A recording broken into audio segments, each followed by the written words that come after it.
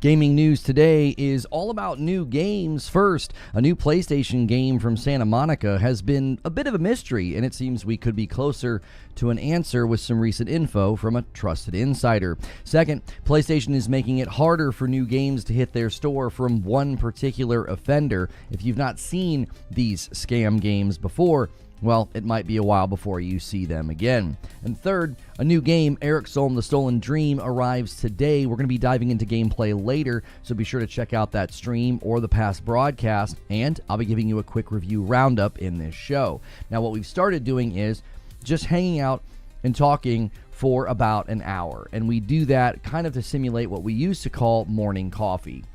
And that was essentially how we started the day with members, and I will get into these news stories about an hour into the stream, and I should be pretty faithful with adding those timestamps below in the description. So if you're watching this later, be sure to do that.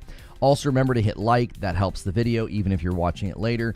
Hit subscribe if you want to be here for these live stream discussions. Check out the uploads, get in the Discord, all of that. We also do extra content for members, so consider clicking join and picking Member Plus to get in to that extra content. So good morning, good afternoon, and good evening to everybody who is here in the live show. Excuse me. And I have a resubscription already from Cardoc Ren over here. Han shot first, and so did you. So that's going to start the day. Our member battle can reset, and maybe Twitch can stand a bit of a chance today. We shall see where they end up. We are well ahead on the goal for the week, which is something we really needed to see. We had a bit of a slowdown after the Summer Game Fest, man. That showcase season was so fun. We're going through a little bit of that summer slump, but that's totally normal. Make sure that you guys are doing all the things as you pile in, like hitting the like button. And the Leninator has a 9-month resubscription here and says, yo from Scotland, yo to Scotland. Thank you so much, Leninator, for being here. And make sure you remember when it says gifted member on your renewal, if you are a gifted member, we're glad you're here. If you're paying for that membership, you want to bump it up so that way you don't miss out on the shows. It's $1 more, but it will get you into those extra behind-the-scenes shows that we do. And thank you, Lone Wolf, for the double dip. He hits 4 months over here on Purple, and that takes us to 13, but then it's going to go to 14 because thank you so much. Jack Garland says, yo, I'm green now. Welcome back. And we have made a slight change. We're going to be doing 5 every 50. The 5 every 25 was a bit too extreme given how many of those are now renewals. And it was really intended when we originally did it to be 5 every 25 new. And there are just so many renewals from both Purple and YouTube. It was becoming counterproductive for me to do that. So if you have never done a membership before, you consider doing it. But be here and you might get those gifteds as well. As you guys pile in over there on YouTube, make sure you're going through the ritual of hitting the like button. And good to see everybody over here on the Purple platform as well. Hello and good morning. Is that upload still coming today? No, we had to bump it again. We got to the end of the day and the conversation, and Creature was like, I have no idea if this guy's going to be, here or coming. He finally called him right at the buzzer. I don't even know if Creature got his internet back. And we also decided we really wanted to do those uploads on Monday, Wednesday, Friday. So that will be tomorrow. We also think we're going to go back to the strategy of doing the uploads in the afternoons instead of doing them in the morning. We think we have a way of keeping it from being a bunch of repeat. So thank you for the Member Plus renewal, Calvin, over here on YouTube. I appreciate that, taking us to 215 on the week and tying up the battle between the two platforms. We should probably crown the winner every day with something. Junebug, thank you so much for 28 months of subs over here on Purple. I appreciate it very, very much. Appreciate you guys kind of piling in, starting the day with me. We're going to be talking about the new Santa Monica IP, the new game. Jason Schreier has dropped quite a bit of information, actually, and we do have a lot of quotes from somebody that he said actually knows their stuff. He's very quick to discredit people if they're wrong or don't know what they're talking about. So when he says somebody knows their stuff, I tend to take that to the bank because he is very quick to be like, no, this person doesn't know what they're talking about, or, everything this person is saying isn't true or whatever. How does the crown stuff work? Thank you for the $2 super chat tip. The more you chat and the more you super chat, the more your crown score will go up. It's a new thing called Top Fans that YouTube has launched. We can't, for now, we can't have gifted members affected, so everything else affects it. Yo, what's good, Mr. Chosen? How are you? Good morning, Whiskey Neat. Good to see you. Good to see you, Free J Free. Good morning, everybody. Piling in here and starting the day with me. I don't need morning coffee.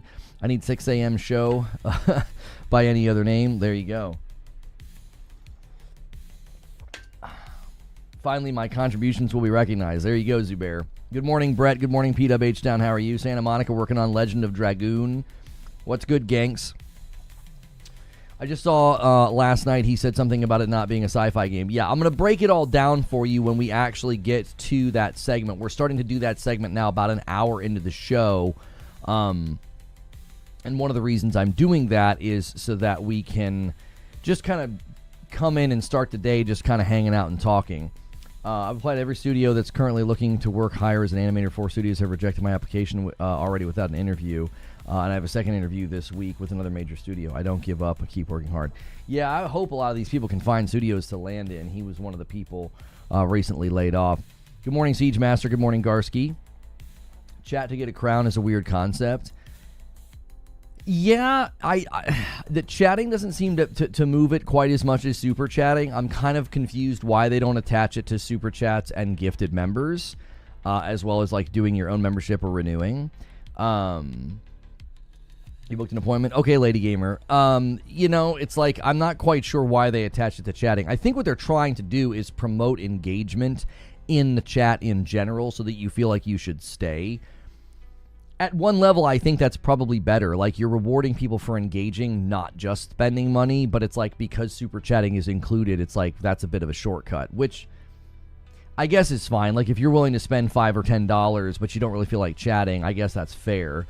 And then the people that are chatting are also contributing to the show in their own way as well. Like, chat activity helps a stream.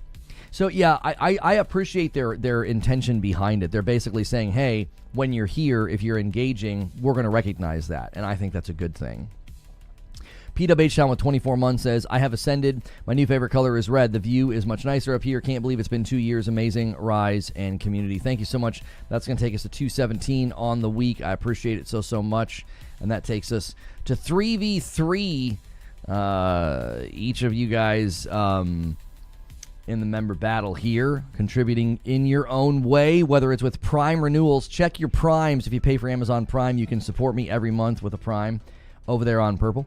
Even if you don't watch over there, that is super helpful. New Game Pass coming soon, just dropped. Not bad games there at all. Oh, new Game Pass games are coming.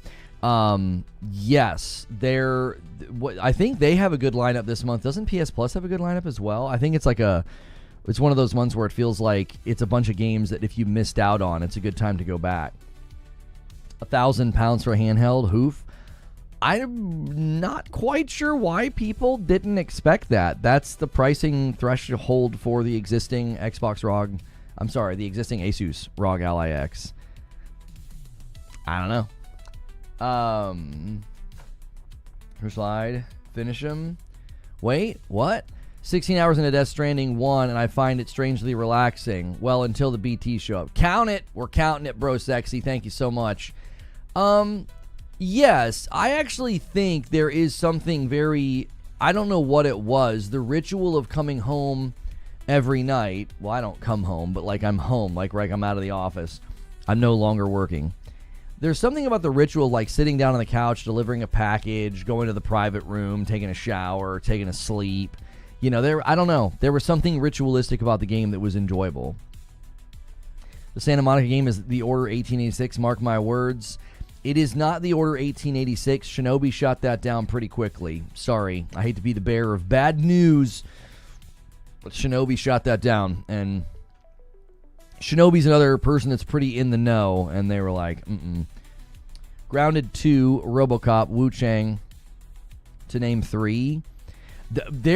You know what I noticed that they're doing with Game Pass is they're going after titles like that might not have the pull yet. Like, Wu Chang could potentially be one of those big surprise hits this year, you know, commercially. Like, that's what happened with Wukong.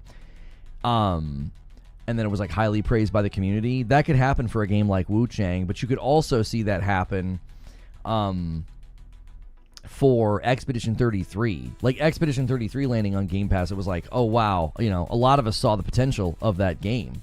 Like that, I told people, I was like, that could be Game of the Year. And then they landed on Game Pass. I think they're going to start doing that, like maybe placing those smaller bets and approaching studios that are maybe a little bit lesser known, which I think is probably a better value anyway. Like, if the big third-party deals were going to start to be somewhat counterproductive, given that Xbox has so many giant titles of their own they can put on there, whether it's Doom, or we've got Outer Worlds 2 coming up. You've got your annual Call of Duty coming up. Did I get one last year as well? Can't remember what Souls game it was.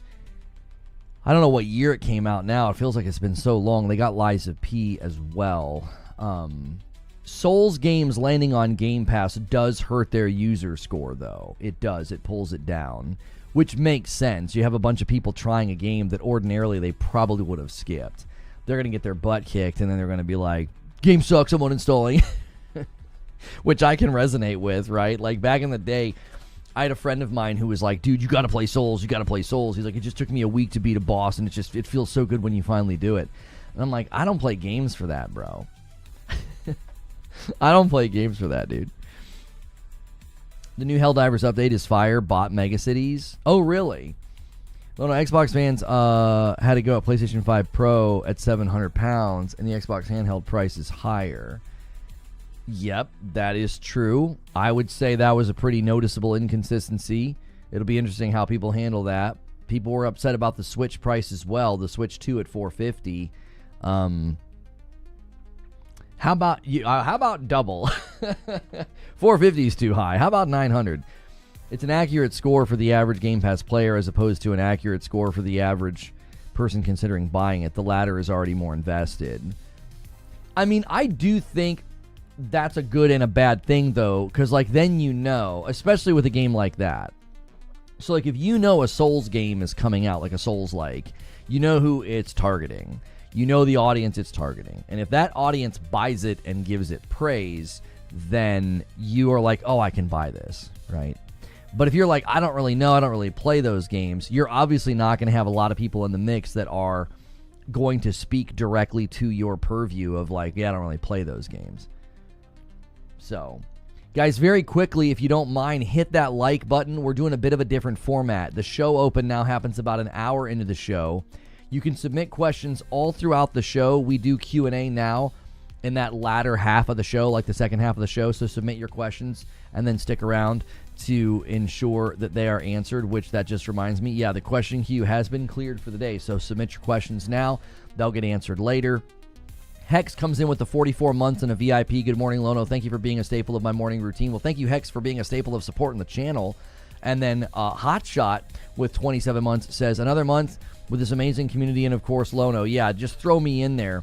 And we are now at 220. We are officially 30 away from the next milestone. Every 50, I give 5. We had to back down from that every 25. I am sorry about that, but we have had a severe slowdown. We've had a severe slowdown in the new subscriptions. So when it's that many renewals and that many primes, every 25 is like really counterproductive, as in like costly. So appreciate you guys. We are just going to do it now 5 every 50. Still do the competition, still do the Friday night streams. We're not changing any of that. Got the current white Ally, definitely going to be getting the Xbox Ally X. Wait, you have the white Ally. Why would you get another one, June? Are you going to be trading or selling the old one? What would make you get another one? As in, I need the money to feed my kids. It's not that dire. It's not that dire. Oh, you're going to be selling it. Okay, so you're not getting 2. That makes sense. You want to kind of upgrade. Yeah. Yeah, it's not that dire. I was just looking at the numbers and I was like, oh, this is bad. Like, I can't keep doing this. Thank you, Hotshot, for upgrading to a VIP as well, increasing that support. We count that as a double, so you just renewed. So we're just going to go ahead and add another one there. Thank you so much for doing that. Appreciate everybody who is picking up those memberships. We greatly appreciate it. Hang on, I gotta mute the ring. I forget to do this until I start getting the pingerings. I don't need that. Yeah, I need to buy my kids Ferraris. This is right. I just want to play games on the go, and I travel a lot. Eugene says it doesn't seem like that much of an upgrade, just slightly more powerful CPU. Sorry. Yeah, I mean, if somebody just wants to have the latest and greatest model, I mean, and they're going to sell the old one. How much Hitman DNA is in the 007 First Light? VGC spoke to Interactive, franchise director, about its big James Bond game. Somebody literally just said the other day that was something they were kind of concerned with. They were like, well, what if the James Bond game just has a bunch of, it's just another Hitman or something. Yo, thank you for 40 months over here on Purple Herdzo. Putting that Prime to good use. Came over, followed the channel, and dropped their Prime. That's insane. 40 months is a long, long time, man. It's a shame that you lost your follower date, but you didn't lose your sub date. 40 months is a heck of a long time. Boys, if I keep doing this, there's going to be no more gameplay at new releases, just $3 indies. This is correct. You have enough for a Ferrari? No. If I had enough for a Ferrari, I'd be doing very different things with my life. If I had enough money for a Ferrari, I would be doing very, very different things with my life. You know what I mean? Does the Xbox Ally also mirror your console like the Portal? Yeah, you can do remote play with it. Yes. The price of the Switch 2 wasn't the problem. It was the price of the game. This is incorrect. The price was highly ridiculed. It was in a lot of videos. There were Nintendo content creators that were critical of the price. I literally saw a video just this morning about that, about like Nintendo content creators who were critical of the price but then bought it anyway. And I was like, oh my, you mean someone with a vested interest in the Nintendo Switch bought it so they could cover it? I can't believe they would do something so scandalous. I guess the news is really dry out there. Like, I can't believe this dude was critical of the price and then bought it anyway. Yeah, what a scandal. I have a Ferrari, albeit it's in a game. Well, that counts. I don't care, but I know someone here will. PlayStation is restocking the 30th anniversary collectors. Yeah, we saw that. You don't have a problem with the 450? I didn't have a problem with the 450. I thought the 450 was a sensible price, but you know, that is the new content meta, is yell about the price of everything. Okay. Legend of Dragoon remake. Yeah, the word from Schreier, and thank you guys for getting us 100 likes already. The word from Schreier is that it is going to be not a new IP, but it will feel like a new IP. I'll read through everything in about 30 minutes. I've got kind of like my show open ready. It's not a new IP, but it will feel like a new IP. My Switch 2 is just collecting dust at this point. Mine will get some use in the next couple of days. Like, I had fun with Mario Kart, but I just don't have the vibe to grind Mario Kart anymore. I used to do all the courses, all the cups, all the CCs, and I'm just like, I don't want to. Like, I like playing with my kiddos. I had fun playing with Madam, but I was not going to do that again. I did that with the last Mario Kart, and I was like, bro, I'm not doing that again, right? And to be fair, if I wasn't constantly having to play games that like are, I think, more pertinent to the conversations that we have, like I had to play Expedition 33. I wasn't going to miss out on that. It was one that I was anticipating. I got to play Death Stranding 2, right? I'm working through my backlog. If I wasn't doing that, I would have been playing Legend of Zelda Tears of the Kingdom. So it's a unique situation that has my Switch sort of not high inactive, right? I would be playing the heck out of it, because the few times I have played Tears of the Kingdom, I'm like, man, I got to be careful with this game. It's gonna pull me away from the other games I need to play right now. And right now, I'm putting time into Wu Chang Fallen Feathers because I have review access, and we'll be trying to put a video out for you guys next week about it. And so yeah, but I'm excited for Donkey Kong. My wife and I just have not been able to land on a good co-op game because the stinking RoboQuest thing was just such a bummer. We were having such a good time with it, but we just keep getting the disconnect, and they won't acknowledge it as a problem. It's like we've tried everything we could possibly try. We've tried different internet, same internet. I've tried static IPs. You know, I made sure that we had the exact same items, save one. She doesn't have one of the items that I have. And I don't think that's it. That would be really weird because it always kind of happens at the exact same point. So we haven't really been able to find a good co-op game. And maybe we'll see if Donkey Kong doesn't do it. Because that's kind of like what we liked about Mario Galaxy is you have more of a companion co-op experience instead of like you're both doing the same thing. Breath of the Wild is next for you after Death Stranding 2. I'm waiting for the Switch 2 OLED. And more games available. Yeah, I think early adopters with Switch 2 are probably happy with their purchase, especially if they're doing like what many are doing, which is either Mario Kart or going back to like the Zelda games. That's just great and good content to go back to or to enjoy. For others, it would make sense to wait. It would make sense to wait. There's not going to be, this monsoon of new games anytime they do something. They've proven that they don't need to, Is the handheld price confirmed? I mean, it's not confirmed, but it's pretty much what everybody expected. I don't think we're going to have some smoking gun come out that's like, yeah, all of the stuff was wrong. All the pricing was wrong. It's only $300 or $400. Like, I think the pricing is pretty much where everybody expected it to land. People were like, no, yeah, it's going to be similar to the price of the devices that are already in the market with essentially with the same almost identical hardware is already in the market. So Asus isn't going to like have a loss lead device. That doesn't make any sense for them. So there was no, I couldn't see them entering into this deal and like selling the thing at a loss. You need a new PC. What's good, Light Leap? I doubt Asus is going to help Xbox be a loss leader. Yeah, Brett, you and I are of the same mind. We're of the same mind. So I think the people that are interested are going to get it. I think the vast majority of the market's just going to shrug at it and not take much of an interest in it because I just don't think these devices are high in demand.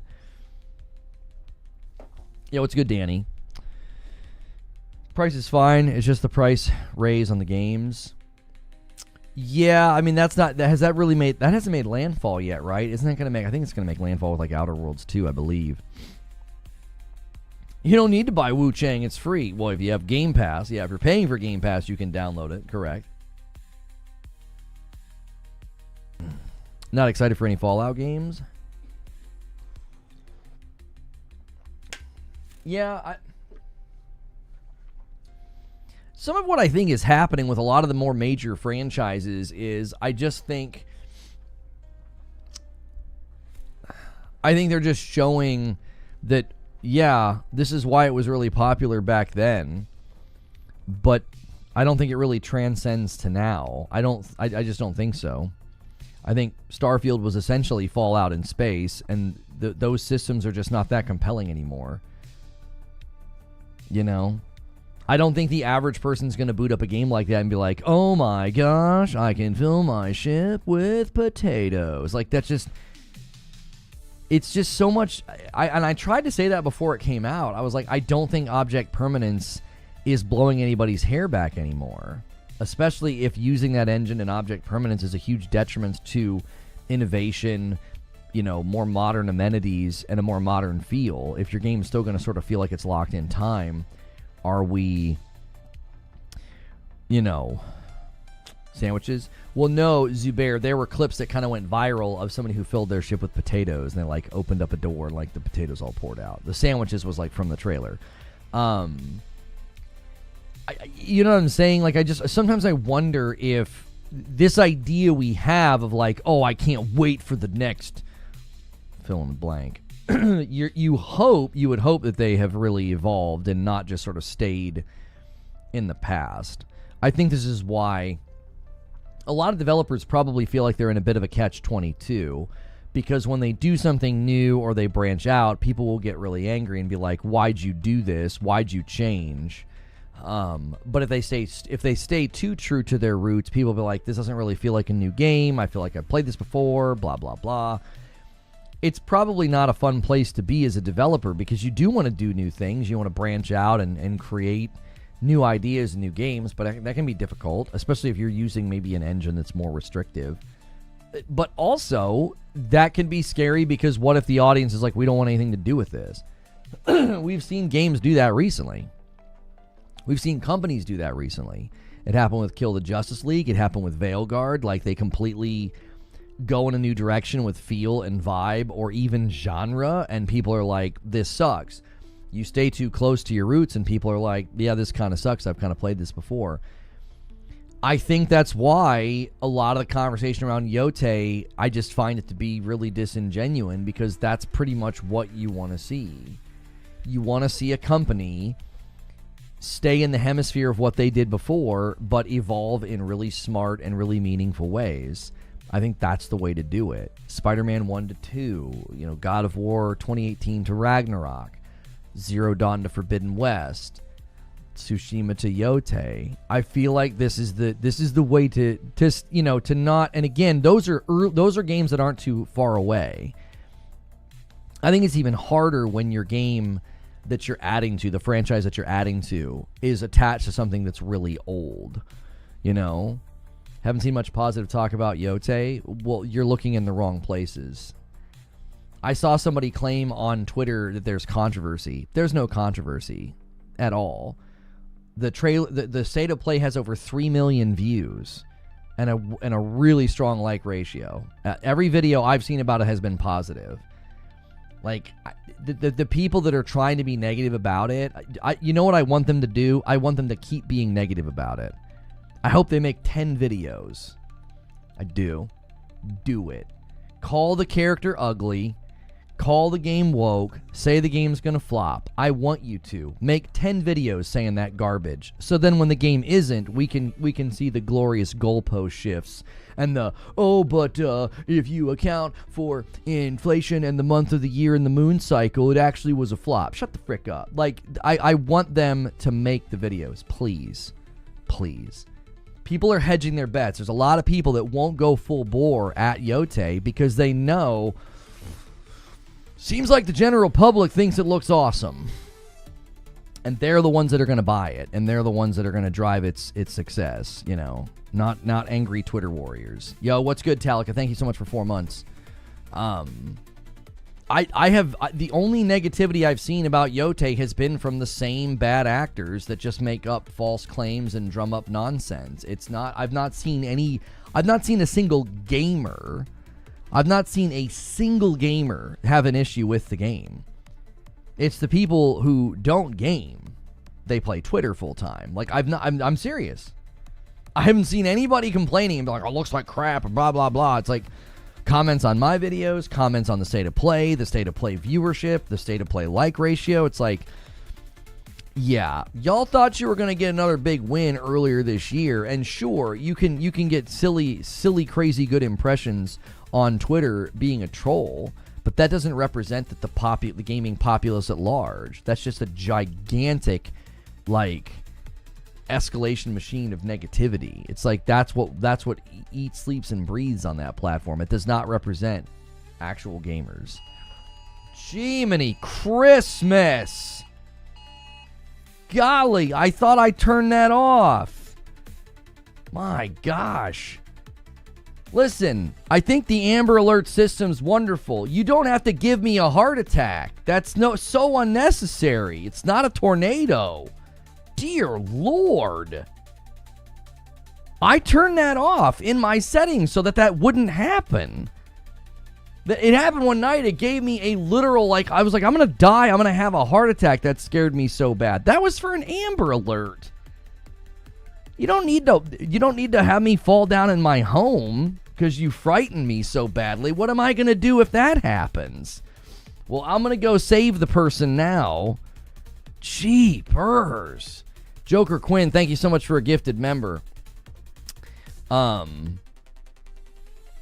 is just obnoxious. I swore my wife literally told me, here, if you go into your settings, you can turn that off. I swore I turned that off. Run to the shelter? Yeah, I know. It's like, what in the world, man?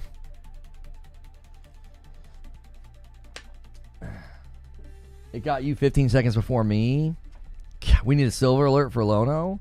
Yeah, exactly. The amber alert is going to make me need a silver alert, like old man down. Like, it's just going to be a ripple effect. You know what I mean?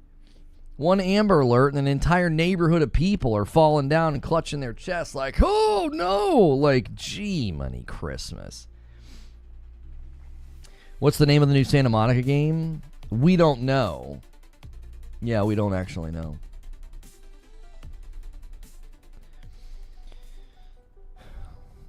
Aren't you already in the bunker? Yeah, I'm already in the bunker. I'm fine. If there's a tornado, I mean, I'm not fine if there's a tornado. It could obviously knock the power or the internet out or take the top of my house off. But yeah, I'm deep down underground right now. Legend of Dragoon. Yeah, there's a lot of different theories about what the new PlayStation game is from Santa Monica. We'll get into it here in a minute. We're only about a half an hour in. The first hour of the show now, we're trying just to kind of like just hang out and chill. And I got the attic upgraded. Yeah, that would be terrible. You know, spend $2,000 getting vents put on my roof, and then a tornado just takes my roof away. You know, that's one way to keep the house cool. And just, you know, oh my golly. What's the relevance of this tweet here, Fuzzy? What do we have? What's he saying?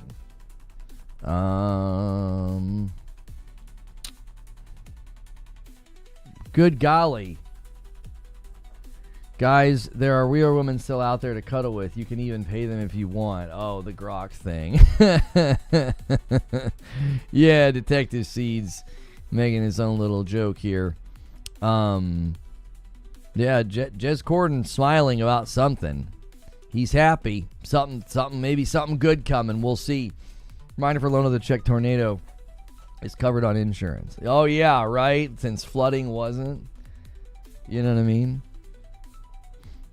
I read the title, and I was like, how did I miss the new Santa Monica game? You made me happy, but it was short-lived. Well, we have information about the new Santa Monica game. That's what we're talking about.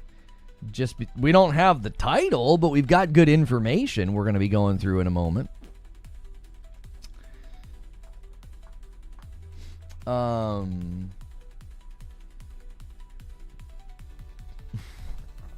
Fans of Legend of Dragoon should go by the moniker Gooners. That doesn't make any sense.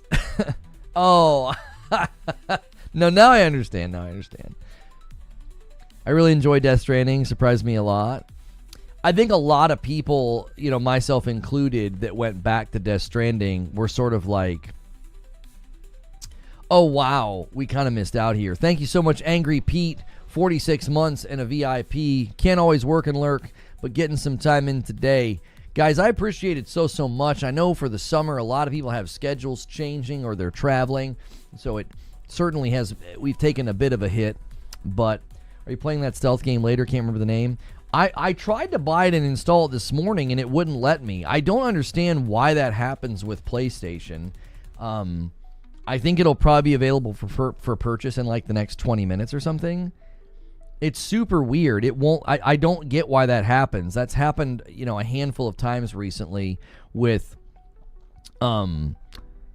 games in their launch date. Like I go to buy them like the morning the game comes out, and it's like, yeah, you can't buy it yet. And I'm like, I guess if you don't do any form of preload, that you literally can't download the game until the literal minute that it's playable, which is, I just don't get that. That's so strange.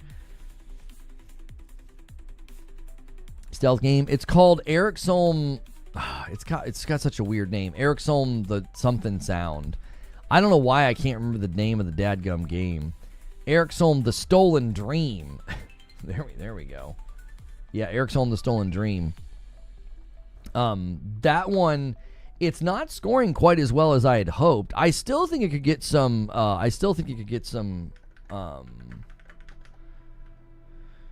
Some awards. Don't download it. What if you don't like it?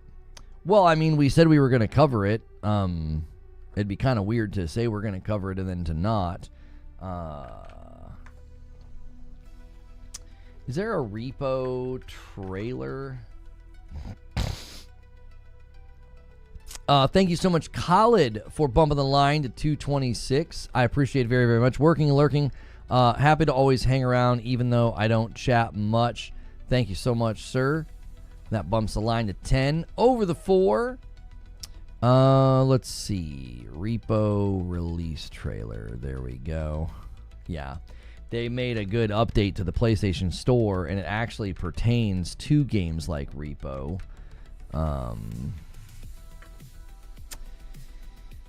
So that's good. Eriksholm The Stolen Dream. And then we're doing Mycopunk. Okay. I always try to have those games for the wish list and radar. We're still including those, and we will include that today. There we go. There we go. Sorry, Kappa. The Kappa's silent. That's right. The Kappa was silent on that. Repo's hitting console? No, but there were games coming to console that were trying to fake you out that looked like it. That had been a regular problem for PlayStation. They recently took some action against it, so we'll be discussing that as well. What would hype you up more, a brand new IP or God of War 1 or 2 remake from the ground up? A brand new IP. A brand new IP would excite me way more. Like, God of War 2018 and Ragnarok are so excellent. If you want to do more God of War Ragnarok, do it and take me to Egypt or somewhere. I don't need to go back and have, like, remakes of 1 and 2. Because if you do remasters, I'm not interested at all. I'm not interested in remasters of really old games. If you do a remaster of something like The Last of Us Part 2, it makes sense, right? It's 4 or 5 years old. So they go in, they clean it up, they make it sort of look and feel like a next-gen game. You know, that's great. But I don't...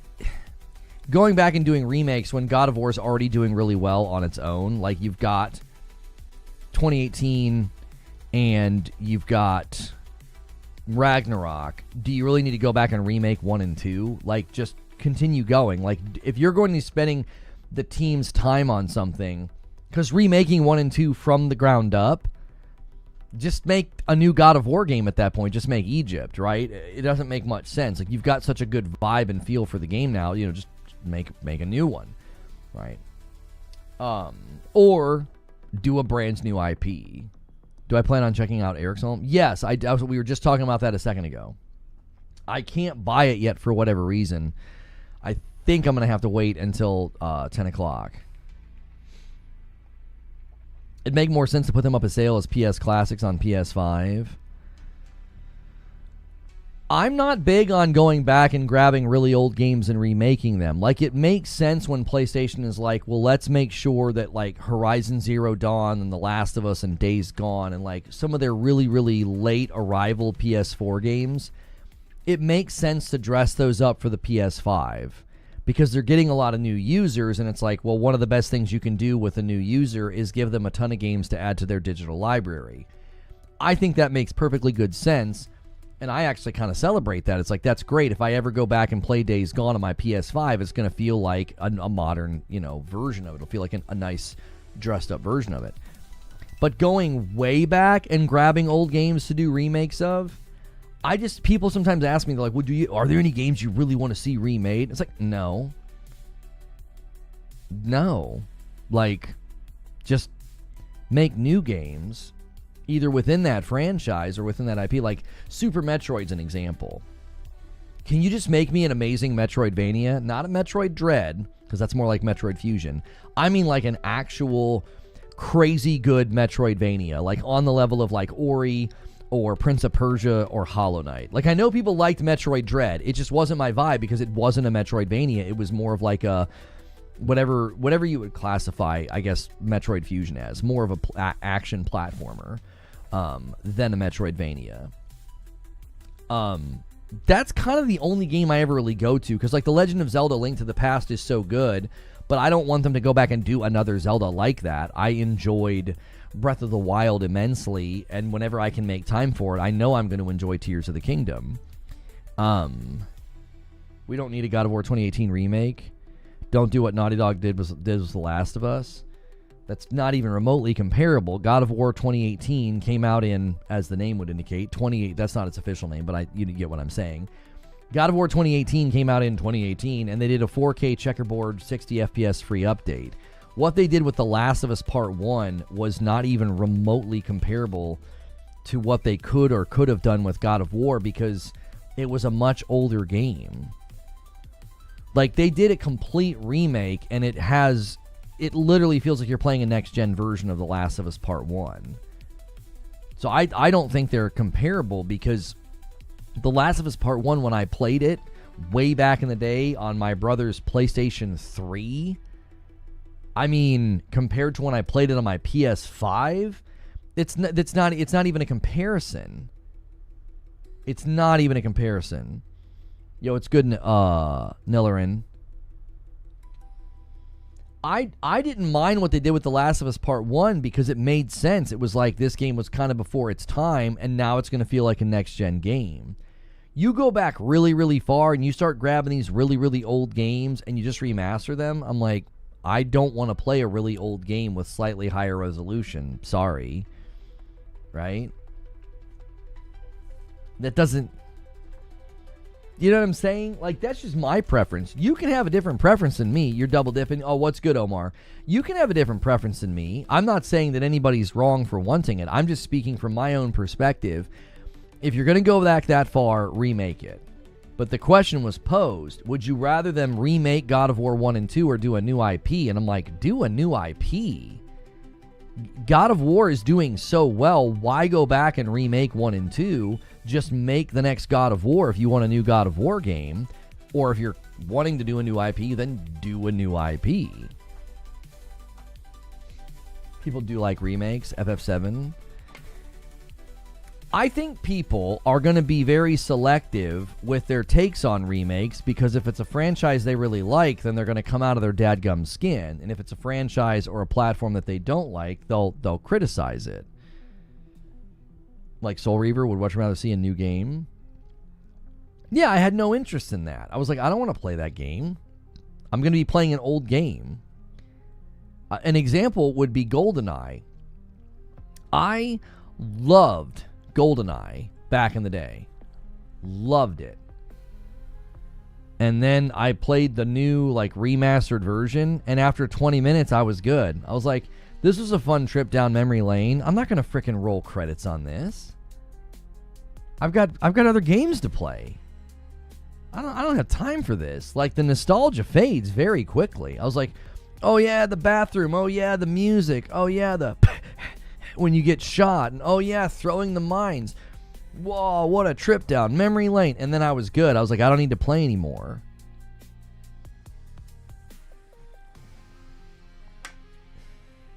Old God of War games, just make them like God of War games 2018 and Ragnarok.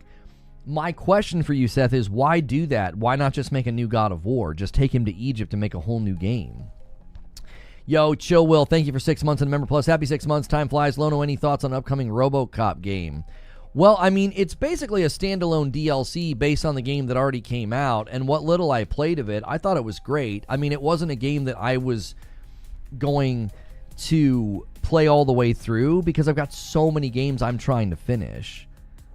Like, RoboCop, as a child of the 80s, RoboCop never really landed on me because I gravitated more towards Star Wars and Star Trek and then video games. And my parents didn't let us watch RoboCop because we were a little bit too young. And I guess they thought it would be like a little too scary or whatever. But in general, I thought, man, what a great game. What a good service for fans of the franchise. It was really faithful to what I felt like it should feel like. But I wasn't like, bro, I'm going to stop everything and finish RoboCop. I was playing other games at the time, like what I'm doing now. Like just this year alone, like I finished Plague Tale Requiem and Final Fantasy 16 and Tales of Iron 1 and 2 and Expedition 33 and Death Stranding 1. I wouldn't be able to do all that if I was like, I literally can't. I think the thing that I'm doing now is I know I can't play every single game. It's not possible. Like, I'd love to go back to first Berserker Kazan. I was enjoying Assassin's Creed Mirage. What were some of the other ones that we played that I was like, this is so good, but I'm going to have to set it down for now. Even right now, I'm having to put Death Stranding 2 on hold so I can play Wu Chang Fallen Feathers because I got review access. So, like, we really, truly are in an era of time where there's just too many games. It's like there is literally no way I can play them all. And I'm playing more games this year than I did last year because I kind of restructured my schedule so that I could. When we were basically just like doing everything we could to like rebuild the channel and rebuild and do YouTube and make sure YouTube was working, I wasn't playing many games because I didn't have time. It's like I was literally going up late every day to dinner. So the last thing I was going to do was be like, babe, I'll go to play some games. Wu Chang comes out next week. I have even more issues with SkillUp's truck criticism after last night. So is his video, he rolled credits? Did you watch his video though, Eugene? I wonder if we're not getting the full picture of what he said. Like, does he say it about the beginning of the game? It's definitely true in the beginning of the game. It's truck driver sim for me right now. I don't care. I'm loving it. But you can take the truck anywhere. And if his complaint is the early game didn't have that Death Stranding feel because he didn't feel like he was really, having to hoof it out and take on the challenges of the world. Basing it off our combos. He rolled credits. We would want to go and actually listen to what the man said then, because we've just had people come in and say, oh, well, he said this about the truck. But was he saying that about the beginning of the game? Because that is 100% accurate. He starts off by saying it's a good game, but he has a lot of issues with it. It's 100% accurate to say the truck is a Swiss Army knife in the early game. It's all I use. That is a completely fair criticism. It's totally fair. Like, and listen, I'm loving the game, but if somebody said, man, I really feel like he softened the edges a bit too much here, you can take the truck everywhere for the first 15 hours or however long I've been playing, I'd be like, you're right. You can literally take the truck everywhere, and it's got a mounted gun on it, and it's got a harpoon gun that grabs packages, so that when I arrive at a place, I can just like hand off packages willy-nilly. It's like it really is quite a bit easier, and I think that's a good thing. I could totally understand somebody like SkillUp saying that's part of the identity of the game that's been really rounded out. That's been really smoothed over. Early game, I was transporting tons of materials, raiding camps, building roads. Of course, the trucks help that.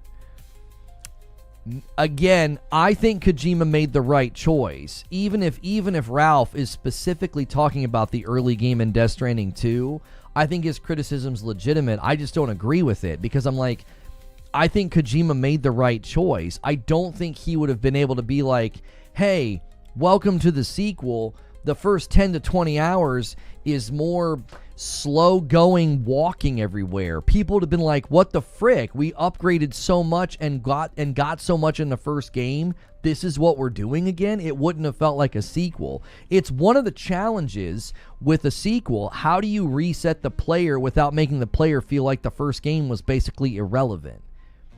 Yo, awesome. Thank you for 27 months of members bumping the line to 228. Thank you so much. Guys, check your renewals. Excuse me. Check your primes. Make sure you're doing those and add them to the total.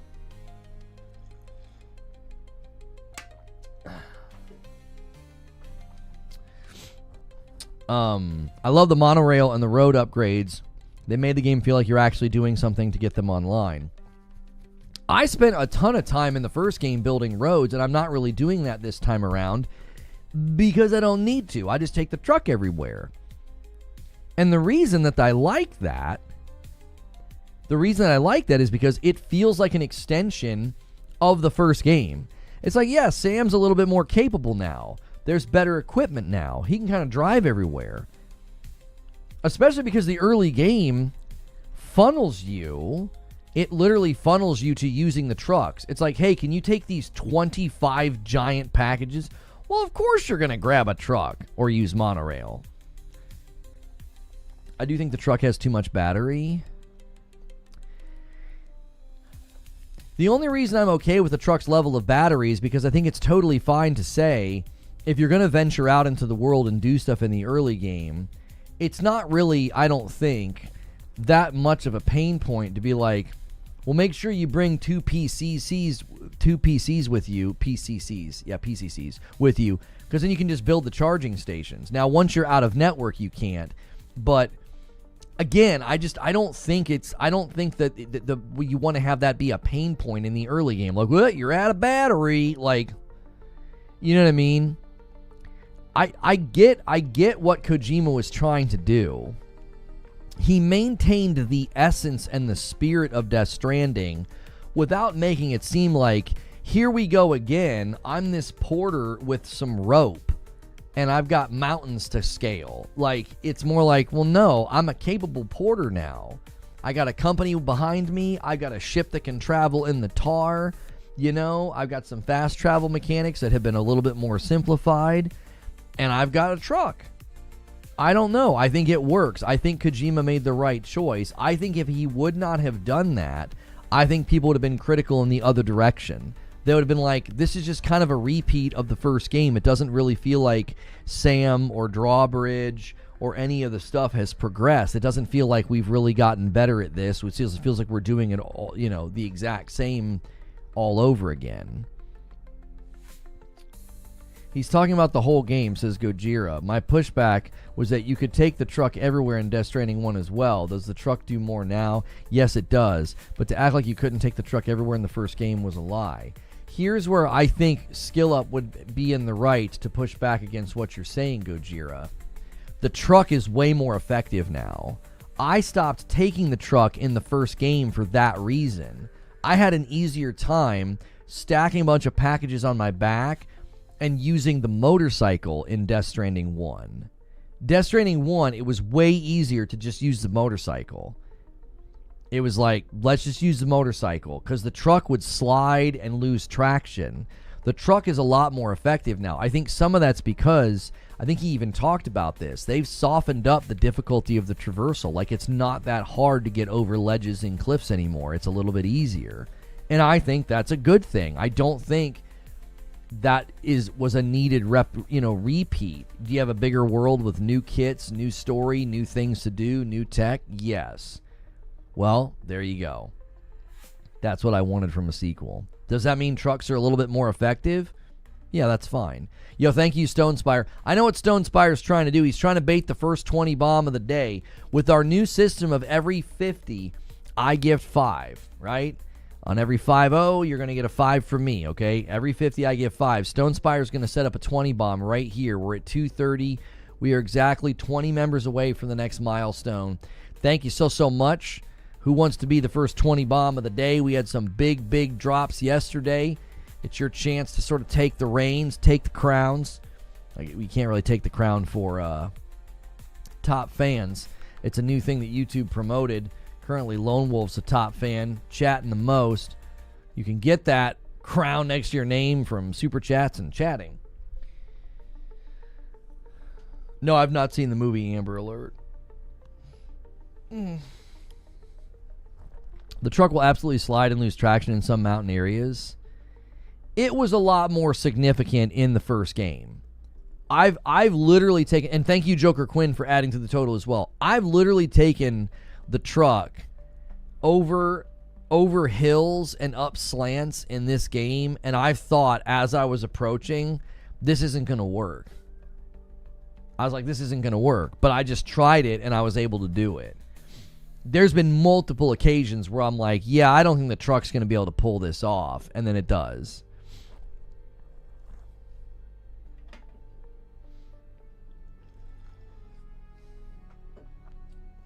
You haven't gotten to the mountains yet? I'm not disputing that. I'm disputing the fact that... Have you met tomorrow? Yeah, I'm at the intermission. I'm literally at the intermission. I've got Hartman in the ship. I've met tomorrow. I've interacted with her a bunch. It's one of the reasons why I think Kojima showed too much, because her scene was so cool and there was no reason to frickin' show it ahead of time. I don't know why he did that. I'm telling you, I'm not disputing the late game. The trucks are way better. I'm getting over mountains like it's nothing. I went over a mountain the other night and I was like, this would not have worked in the last game. This would have been too steep. My thing, I would have just gone like this and started sliding back. And I got up without a single concern. It was extremely easy. And I'm not complaining about it. I'm just saying I could see that being somebody's criticism and it being like, okay, it's accurate. That is true to say that the trucks are better.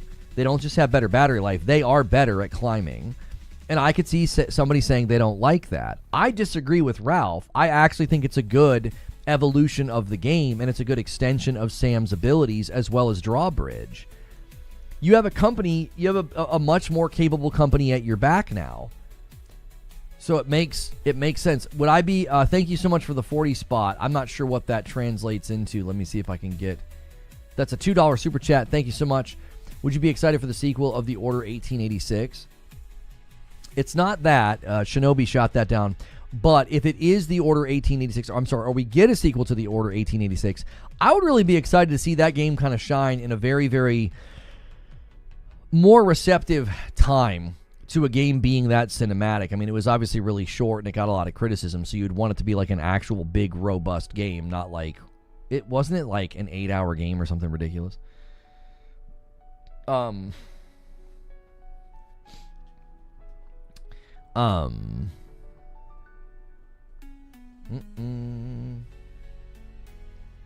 being specified. I'm turning off the stream when you talk about Death Stranding 2 from now on. People just love spoiling. Nobody's spoiled a single thing. Hotshot spoiled the ending? Hotshot spoiled the ending? I mean, I must have missed it. I didn't see him spoil the ending.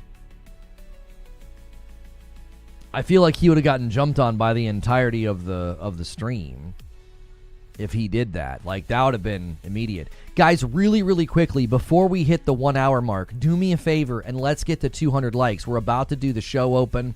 I'm going to read through sort of the news briefing that I typed up for you.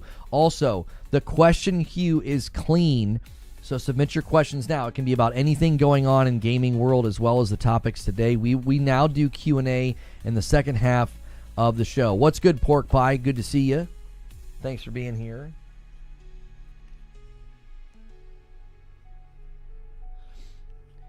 Are there rumors that Spider-Man is coming to Xbox? No, I've not seen a single rumor about that, no. It's being discussed on an Xbox fan... Yeah, I mean, there are people that are theorizing that, well, PlayStation's going to bring everything over now because of what they're doing with Helldivers. I have not seen a compelling argument that that's happening. You would have seen that discussed, I think, at the most recent shareholders' calls and earnings calls. I believe they would have signaled that to their shareholders. The way they're treating the big narrative-driven tentpole titles is not changing. If it is changing, I believe they will say it before it happens. I don't think they'll just suddenly surprise everybody. I think they would tell the shareholders. To tell your shareholders, this is how we're going to treat our big tentpole narrative-driven titles, and then literally months later do the exact opposite, I think would be pretty odd for them as a company. They don't really operate that way. So it certainly is possible. I think it's unlikely. I'll never say it's impossible. I mean, look at what happened with one brand in the span of 2 years. It's not even the same brand anymore. So possible? Yeah, I mean, anything's possible. Likely? I think it's incredibly unlikely given everything they set up to now. I had a great idea for a cruel ending to a game. You have to do... It's about their photo they did yesterday. Their photo. Was it Insomniac on Twitter, or was it the Spider-Man account? Do they even have a Spider-Man account?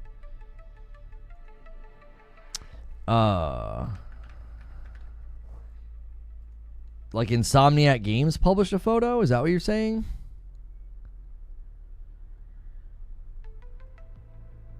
Are you talking about the "Hey, how are ya"?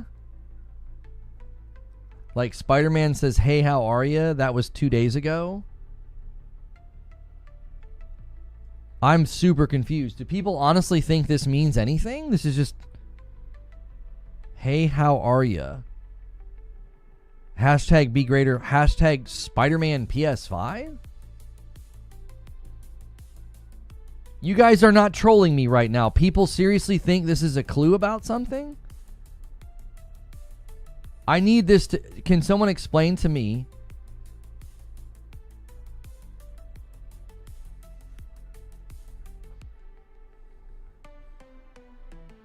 What do they mean? It literally has hashtag Spider-Man PS5. Check the replies. We're not doing that today. I can't. I'm not. You guys are either messing with me or it's going to be a bunch of utter nonsense. I'm not doing it, boys. No. I'm sorry. I can't do it anymore. We're moving away from certain topics and certain discussions because I already have high blood pressure. I can't do it anymore. The ABK coverage took years off my life. I'm not doing this anymore, boys. I'm being as charitable and as calm about it as I can. I'm like, I've not seen a compelling argument that they're doing it. Truth is, it's stupid to think that they will if they haven't said it first. If they're going to do it, they will say it to the shareholders. They will. It's an enormous deal to take property that valuable and to put it somewhere else. You know? If it goes to Xbox, how hard will you cope? Again, my position has never changed on this. My position has never changed. I don't see a business impetus for it because I don't think it would do well. I think it would be damaging to their own brand, and it would go completely against the strategy they've outlined for 3 years in a row.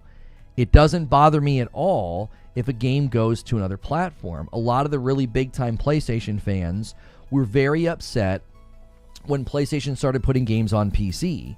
I celebrated that. I told people to buy Returnal. I tell you what we're gonna do. I tell you what we're gonna do. I'm not kidding you. I'm not kidding you, y'all.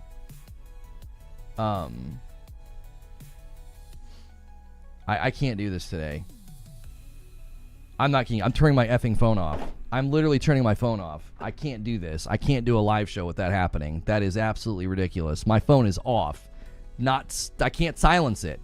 You can turn it off? I did. I turned it off in the settings and it's doing it anyway. Like, I already turned it off. You know, your Amber Alert's great. You should not be able to do that to my phone. That's absolutely ridiculous. I have turned the setting off already. So now my phone's off. What was I saying? Oh, right. There is no reason to think that it's happening until they say it. And so I celebrated games going to PC. I wasn't bothered by that at all. I was like, yeah, guys, go buy Returnal. Go buy Ghost of Tsushima. They're great games. If suddenly, you know, Spider-Man goes to Xbox, I'm going to be like, yeah, I hope a bunch of people buy it and have a good time with it. My response would be, I really hope this doesn't mean they're moving to parallel development because I believe that's worse for the game's quality. I think when you invest in hardware as a consumer, like I bought a PS5 and then I bought a PS5 Pro, I'm buying into an idea that the company that makes this is going to prioritize it, right? The company that makes this is going to make this a priority. So I want to know that, like, the next Spider-Man is going to be built for PlayStation first, because then I feel like I get a better game, whether it's for the PS5 Pro or the PlayStation 6, right? So, very simply, as long as that doesn't change, I don't care. Right? My concern would not be, oh no, one of my favorite games went to another platform. My concern would be if you change your priorities, if you change your strategy with respect to how games are developed, I'm going to be critical of that because I feel like that's commonly led to games that are not as good. I feel like the reason that you get the quality of games that we get with Horizon Forbidden West, Ragnarok, Spider-Man 2, I would even say the reason, okay, here's another way of looking at this. Why do you think people have been saying Yote doesn't look that much better than Tsushima? I said yesterday, it's an inadvertent compliment to Ghost of Tsushima. It means Ghost of Tsushima looks incredibly good. It's really aged well. Why do you think that is? Tsushima was built for the PS4. I saw a guy praising how good Ghost of Tsushima looked on PC. I forget what game he was talking about. He might have been railing against like Monhun Wilds or something, and he was like, this is an older game that looks significantly better, and he showed Tsushima. I think Asmongold was reacting to the video. I think that's what was happening. But the point is, the guy was praising Tsushima. Why do you think Tsushima looks so good? They built it for one platform first, figured out all the tricks of the trade they could with that game, with the foliage, with the wind, with the fidelity, with the way the game looks and feels, right? And they're like, hey, we made a great game. Now let's uptick the performance. Let's do a director's cut for PS5. Man, we made a great game. Let's port it to PC. It'll really shine on PCs, right? All of that works very, very well. It's why Tsushima has aged so well. Do you know what Tsushima aging well means? It means Yote will age well. It means Ragnarok will age well. It means all of these games built for PS5 first, they're going to age really, really well. You're going to be able to play these games on your PlayStation 6, and they're going to look still really, really good. I think there's a reason for that. The reason is they're built for one system first. So you get the absolute best version. So if Spider-Man suddenly went to Xbox, I wouldn't be like, oh my gosh, I was lied to and betrayed. I'd be like, if this means you're changing strategy and you're going to be tasking all of your developers with parallel development and building a bunch of multi-plat games, I do not align with that as a consumer. I don't think that's a good thing. I think I get better games when you build them for the PlayStation first. Do you see the difference? Like, when one game goes to another platform, but it happens later and it's ported by a porting company, I'm like, that's fine. You can go ahead and do that. That doesn't bother me in the least. Why? Because I feel that the triage of priority for the game's development has been kept intact. To me, I think that's what I prioritize. You don't darn well you're getting a Returnal Remastered Definitive Edition on PS6. I highly doubt they would do that.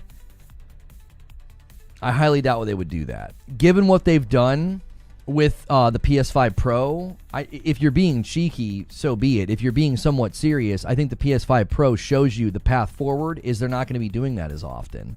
They'll leverage things like PSSR to get uptick. So they do updates to games like Returnal totally for free on the Pro. That same technology is going to be present on the PlayStation 6, so you won't need to do this. Mark Cerny, this is how I've described it, he's building cartilage between the generations. So when you buy a PlayStation 6, all of that fantastic technology that's being given to you for free right now, not the technology, the updates are free. When they update a game, all of a sudden it's a PS5 Pro enhanced game and it's free. Those same enhancements will be on the PlayStation 6. It'll just be stronger. So it stands to reason they won't need to keep doing these remasters and remakes. They'll be able to leverage the technology to be like, oh, yeah, that game is now PS6 enhanced, as Zubair just put in chat. It's PS6 enhanced. You're going to get a copy of it if they do it. I mean, I certainly would if it was like one of my favorite games, but I don't think that's going to be a thing. I think what they've done is they've developed a way to say our games aren't just going to age well, they're going to get nice, juicy updates in the future. You have to pay for the enhanced version. No, you don't. That's simply false. Not a single PS5 Pro enhancement has cost anything. You're thinking of Nintendo. Nintendo's been charging for the upgrades of games like Tears of the Kingdom. PlayStation has not charged for that. PlayStation would charge a $10 upgrade fee for remasters and remakes, which I thought was actually a really, really nice thing to do for the consumer because it's literally an entirely new version of the game. It's not just like a patch. The enhancements have not cost anything. That, I think, is a really, really good value to the consumer. What it means is all the games I'm buying right now, and this again comes right back to my original principle on this. If they're building the game for PlayStation first and they're putting in PS5 Pro enhancements, guess what that means for me? It means these games have an increase in value over time. When I buy a PlayStation 6, they're aging like wine for me. I can go back and play these games, and they're going to have, more than likely, if they're PS5 Pro enhanced, they're going to have enhancements on the PS6 that are almost automatic because it's just going to be better versions of the technology. It's going to be better versions of PSSR, FSR, the algorithm that they're bringing over, like next. The algorithm that they're bringing to PSSR next year.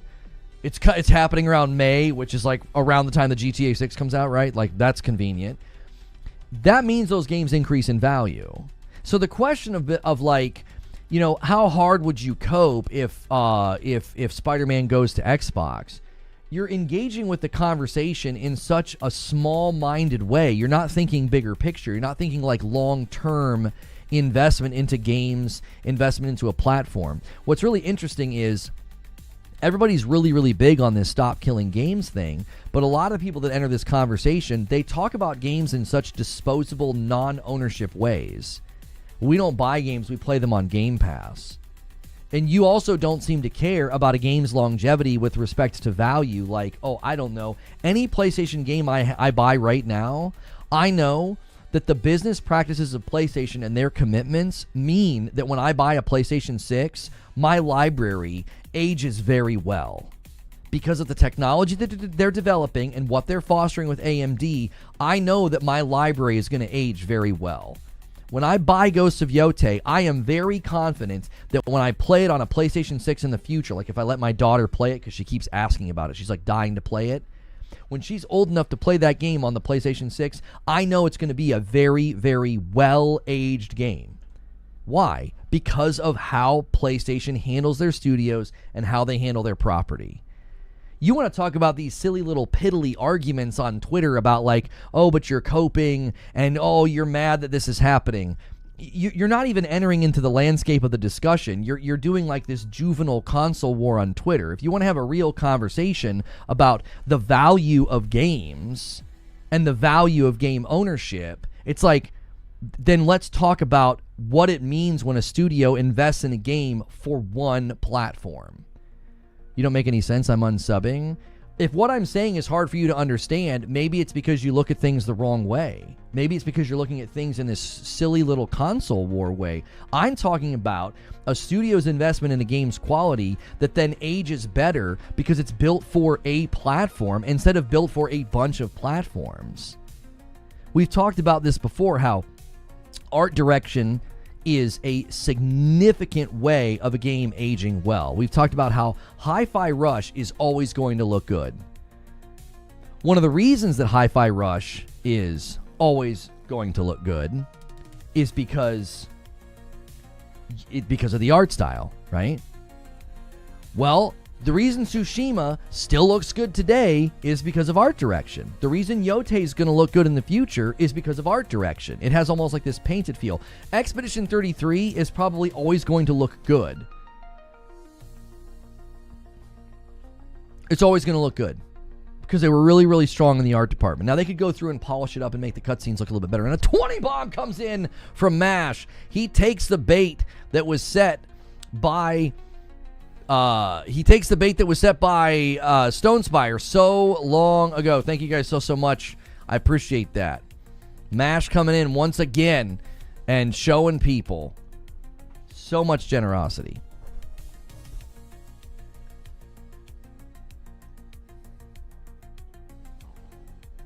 Like, I don't understand what's so difficult to understand about if a company builds a game for a system first, it ends up being as good as it possibly can in that environment.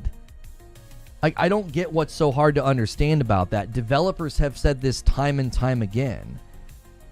My approach to this has always been that as long as the game quality doesn't suffer, I don't care if a game goes to another platform. It's why I was heavily critical of The Last of Us Part 1. I was heavily critical of the Spider-Man port because they went to PC, they weren't ready, and consumers got a bad product. Eugene says, guys, stop. If you're going to at me in the Discord, please at me in the live chat. You guys keep adding me in other rooms. I won't see it. You got to put it in the live chat. Sony studios get access to deeper levels of development on their consoles. They get closer to the metal. This allows them to push current hardware better than anyone. As a result, their games hold up over many years. Their games cost a lot to make, and it shows.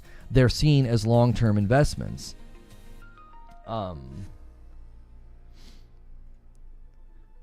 What's the relevancy of this Moore's Law clip, Wired Rope? Is it relevant to the current discussion? So if you, yes, I want to say one more thing. If PlayStation determines, and this is something else that I think you need to see in the conversation, and then we got to get to the show open. If PlayStation determines that allowing games to run on future Xbox hardware is not a problem, all I care about is how the games are developed. I don't care about this fanboy stuff. I don't. And I know no one will accept that. I know the people that think about me in certain ways, they will never accept that. They will consistently be like, oh no, he's coping, he's seething, he's molding, he's angry. This is just projection. From the very beginning of these conversations, I have always said, I care about the game's quality. If they develop it for this platform first, I think the games end up being better. It's why I didn't care when games got ported to PC. Really hardcore ponies were excited that The Last of Us Part 1 port was bad. Really hardcore ponies were excited that Spider-Man 2 was running bad on PC. I called that stupid, and I still think that that's stupid. That's fanboy nonsense. You're basically happy that people got a bad product because you like your piece of plastic that much. That's just utter nonsense. That's silly. You will never find me talking about games in that way. No matter how hard people try to claim it, you will never find me talking about games in that way. It's always been the same perspective for me. Always. The game's quality comes first. And if a studio has determined building for this platform first allows us to do X, Y, and Z, and then later we can hand a really good product like Days Gone, 2018 God of War, Ragnarok, all the games that were good ports, which were virtually all of them, they hand that really good product over to Nixxes, and then Nixxes ports it to PC, and then the PC audience gets a really good game. I think that is a perfectly fine relationship. And if the future of Xbox hardware are Windows machines that are running Steam ports of PlayStation games, doesn't bother me in the least. I've said up to now, I don't care if they do that, but I also thought PlayStation would have a problem with that. I thought PlayStation would say, that runs counter to our strategy. I actually don't think PlayStation's going to care. I think the long-term vision here is, if those are basically PCs, if it's basically a Windows device, we don't care if our games play on it. I don't think they're going to pay it any mind. PC development can never be optimized for all PCs because of the varying hardware profiles, says AOZ. PCs will never have the same pound-for-pound performance because of the difference of general purpose OS versus a game OS. That's the other thing that I think always comes into play with optimization, is that you end up with better optimized games when you are basically only building for one system. It doesn't mean that games can't be optimized for other systems. I don't have a timestamp here. You linked to a playlist. Wired Rope, you linked to, oh, hey, hang on. Yeah, you linked to a playlist, and you said 124. I don't have a link to a video. I have a link to a, on his channel, it's a playlist of videos.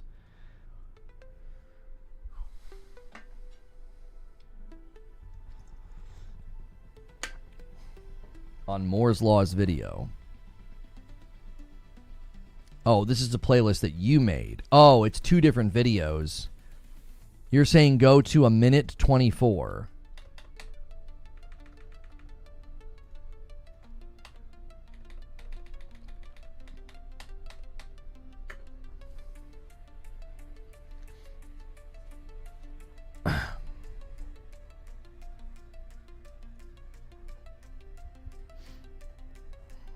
Was like watching my girlfriend like take out the trash or do something in the yard.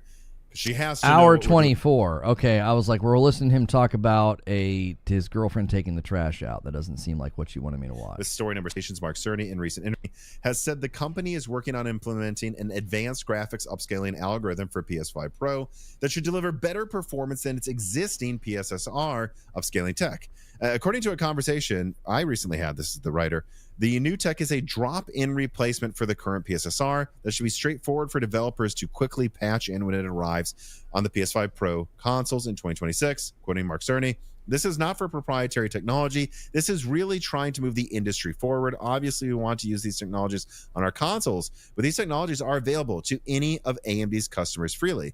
According to Cerny and AMD's Hune, the two companies are collaborating even more closely than they did when designing the PS5 and PS5 Pro. Wow. The teams across Asia, Europe, and North America meeting regularly to share findings. This was something I reported on a lot, by the way, before the PS5 launch, that like it almost felt like Sony worked at AMD. Like they had badges. They would go into AMD locations or vice versa. This really, really is in line with everything that I've said. This is right in line with everything that I've said. PlayStation as a company has signaled to me that they are focused on their hardware and their games running really great on their hardware in a way that I get something that grows in value. All the people that didn't really analyze the actual tech inside the PlayStation 5 Pro and instead wanted to talk about the price, they completely missed the forest for the trees.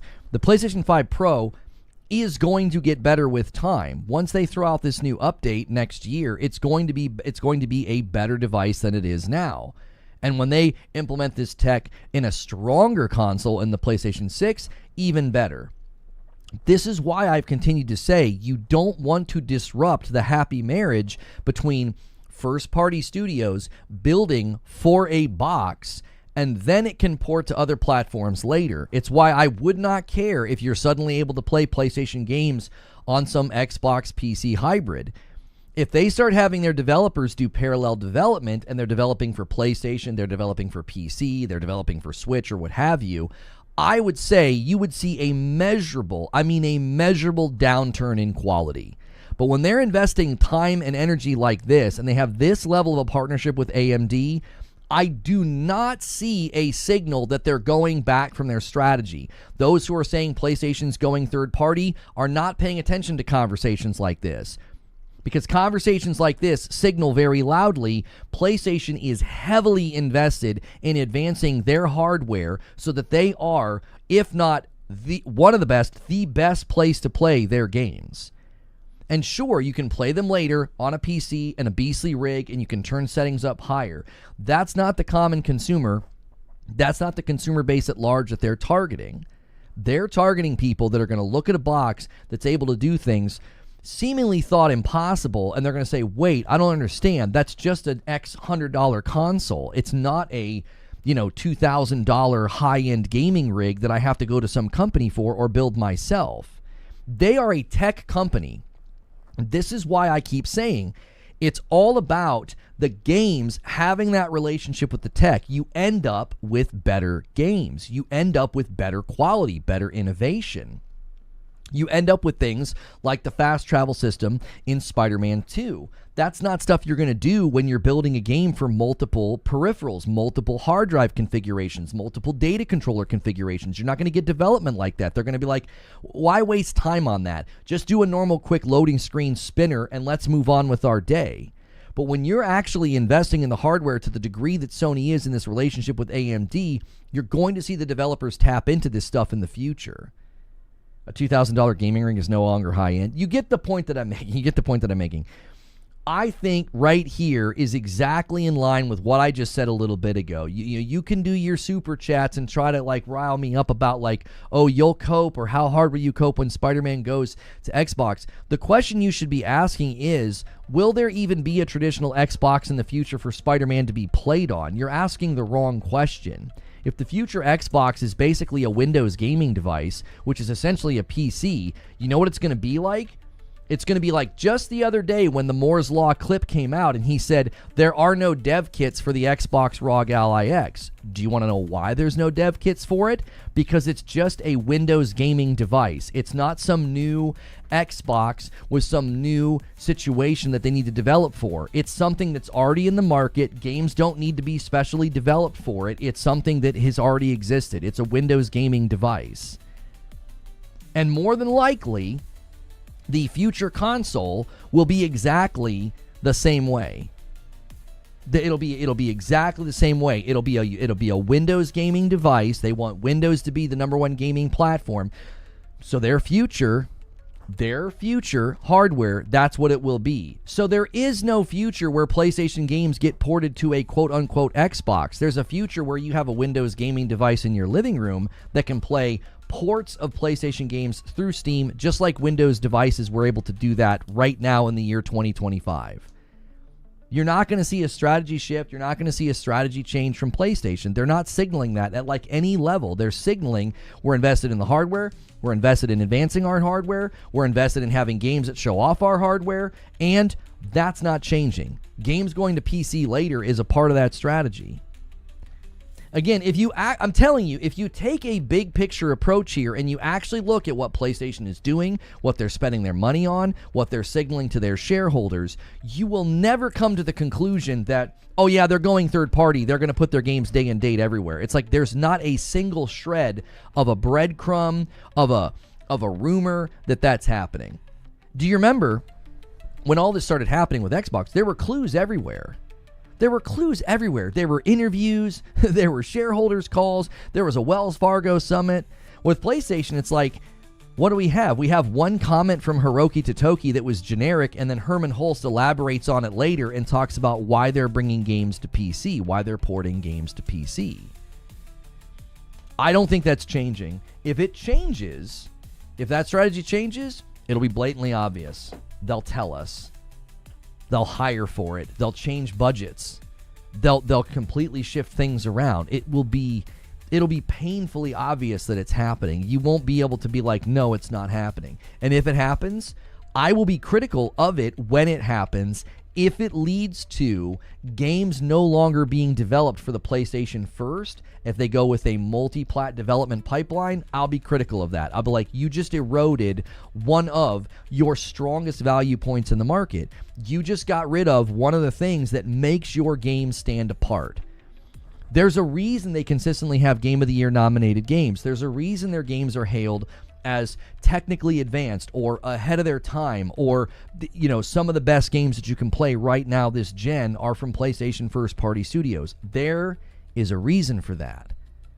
And if they go against that, they go against what got them there, I'd be critical of that. From a business perspective, I'd be like, I think that's a mistake. I think you're going to lose consumer confidence. You're going to lose quality in the market, which will then affect people wanting to buy your games, which will then hurt your solvency. People won't think you're as strong. They'll think that, well, what are you doing? You're just turning into a publisher just like Sega, just like Xbox.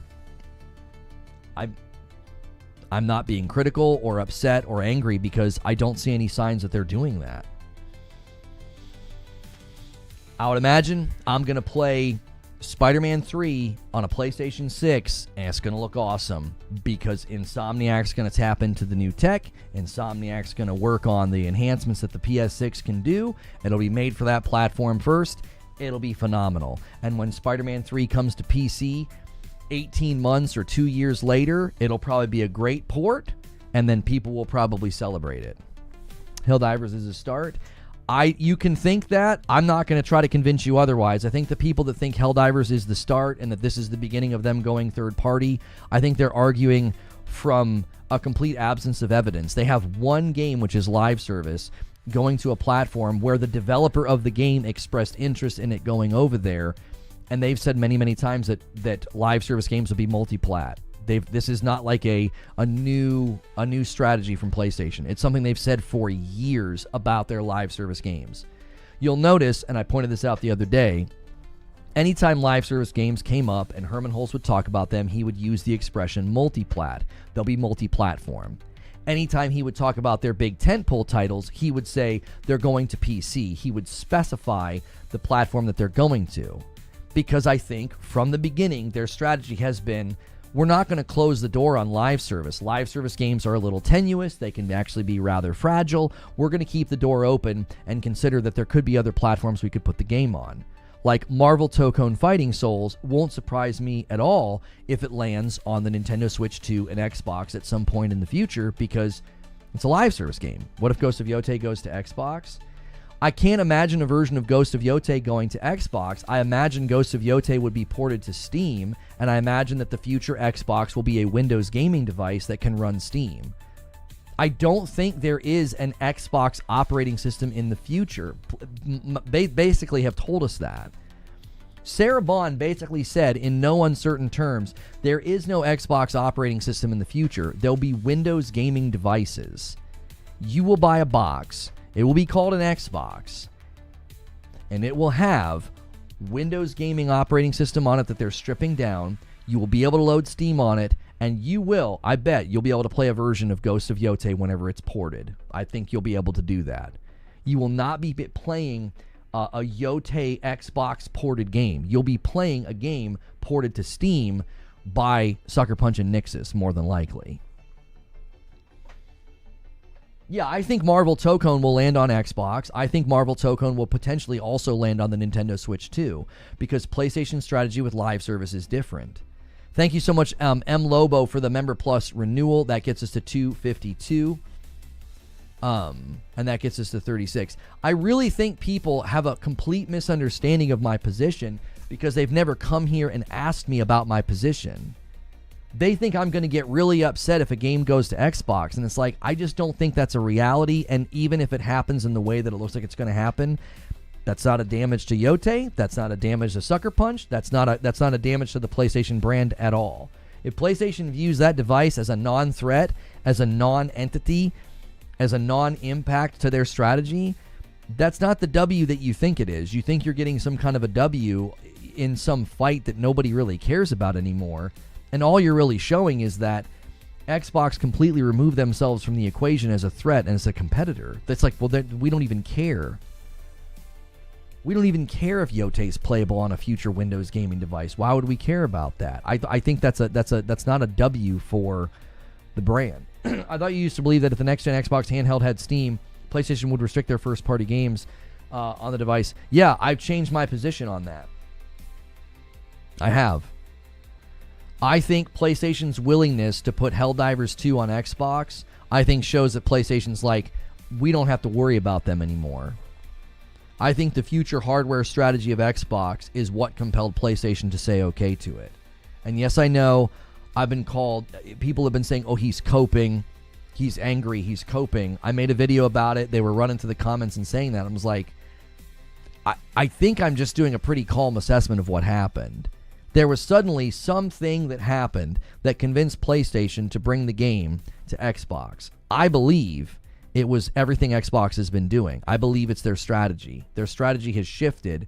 Their approach to hardware has shifted. And because of that, I think they've said, this is not a problem. This is not a threat at all. This is not a sign of change. Their future hardware is not a concern of ours. Their future hardware is not a concern at all for us.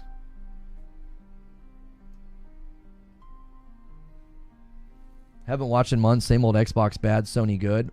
I haven't said anything that would indicate that Xbox is bad and Sony's good. I haven't said anything that indicates that at all.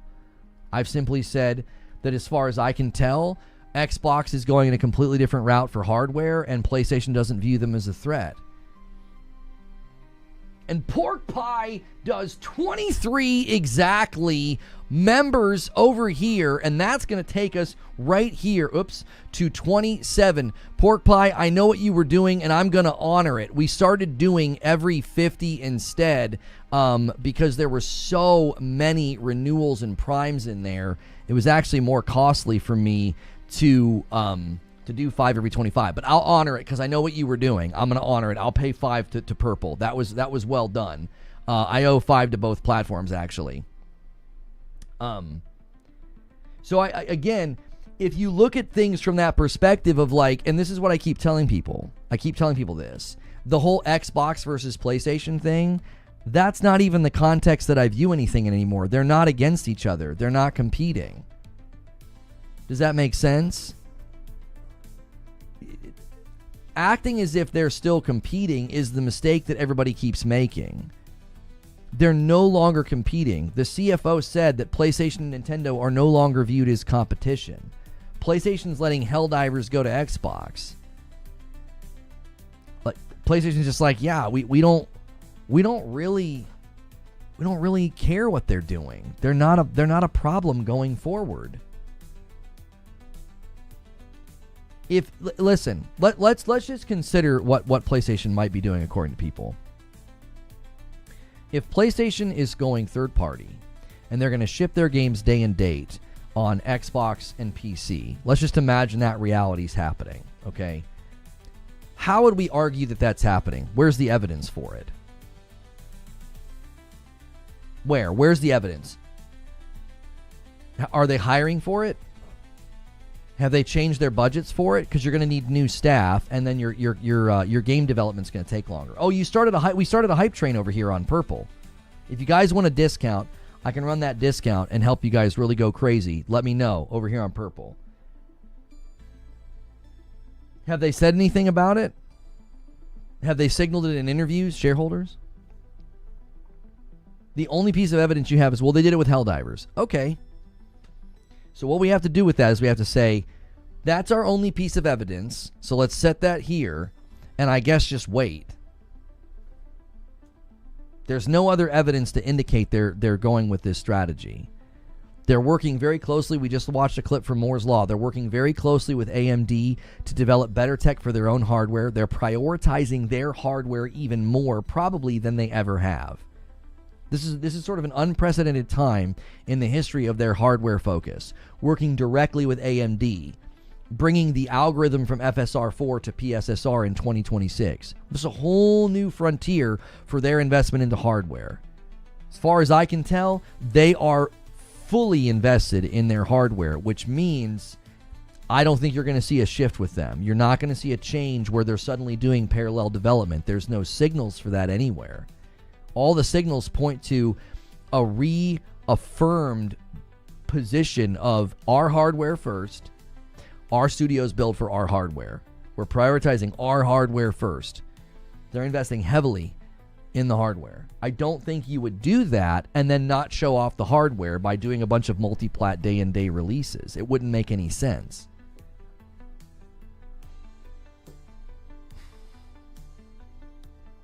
I'm totally against Helldivers 2 going to the Series S because it could lower the ceiling of how much that game can evolve thanks to parity. I don't think Helldivers 2 is going to evolve that much in that department.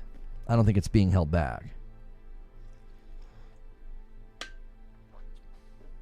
I don't think they're going to do much with the game going forward. I think they're going to add new experiences, new enemies, new locations, new guns, but I don't think they were going to do like these big, huge graphical updates that are now held back. The game's been out long enough. It's the dust and the sediment has settled. That's what that game's going to look and feel like going forward. Now, you could argue, well, what about big, cool bosses and big, cool areas and big, cool fights? They're not going to be able to do that now. Okay, maybe. That's not a concern. My concern going forward was quality assurance would become more of a headache because they have whole new SKUs to do patches for. They seemingly thought it was worth it. They thought it was worth the price that it would cost to do that. They think it's worth it to say, hey, we're going to make more money over there. We're going to have more gamers over there. It's worth the increase in bandwidth or attention that we have to give it. 5 spot from Joker Quinn. I don't care if games go to Xbox as long as we get timed exclusivity and high-quality games. Thank you so much, Raphael McCoy, with a gifted member as well. And that's going to be in Age of Chaos. We're exactly 24 away from 200. Thank you so much to Pork Pie for going crazy over here with 23, exactly 23 gifted members. And Abyssal Eye, thank you so much for renewing and hitting 4 months of members as well. I think the question you have to ask yourself is, why do people keep framing it in sort of like these juvenile ways? I talk about interviews and shareholders and, you know, the budgets. I talk about the quality you get when they invest in a game just for PlayStation. And the other side of this conversation is, yeah, but you're coping, you're angry, you're seething. It's like one of us is talking in very sort of like juvenile emotional language. I'm having a conversation with adults. I don't think it's necessary to get into this big like, oh, are you angry or you're coping? It's like, I think I'm just doing basic analysis of what the company's been doing and why I don't see evidence that they're going to change. Final Fantasy, it's not a first-party studio. I'm assuming it'll look rough on the Series S, but it sounds like it'll run decently well. Helldivers is not even a Sony-owned IP. Yes, it is. It's financed. Arrowhead can put their games wherever. No, that's not true. PlayStation owns the Helldivers IP. This was PlayStation's call. Yeah.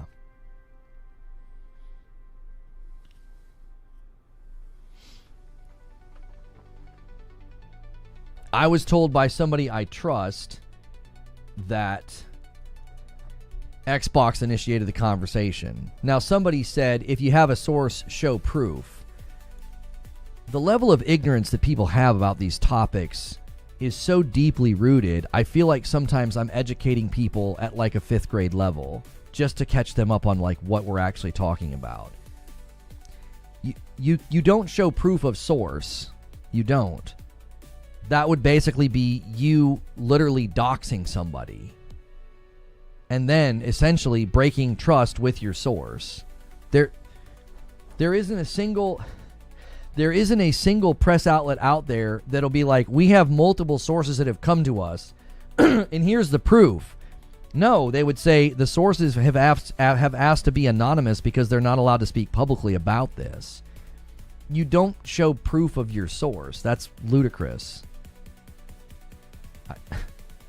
Nobody does this with Jason Schreier. Nobody does it with any other press outlet that says they have a source that has provided them with information. No one's like, hey, you need to show proof for the source. I think you need to go back to high school. I don't think you understand how this situation operates. There is no impetus to show proof of source.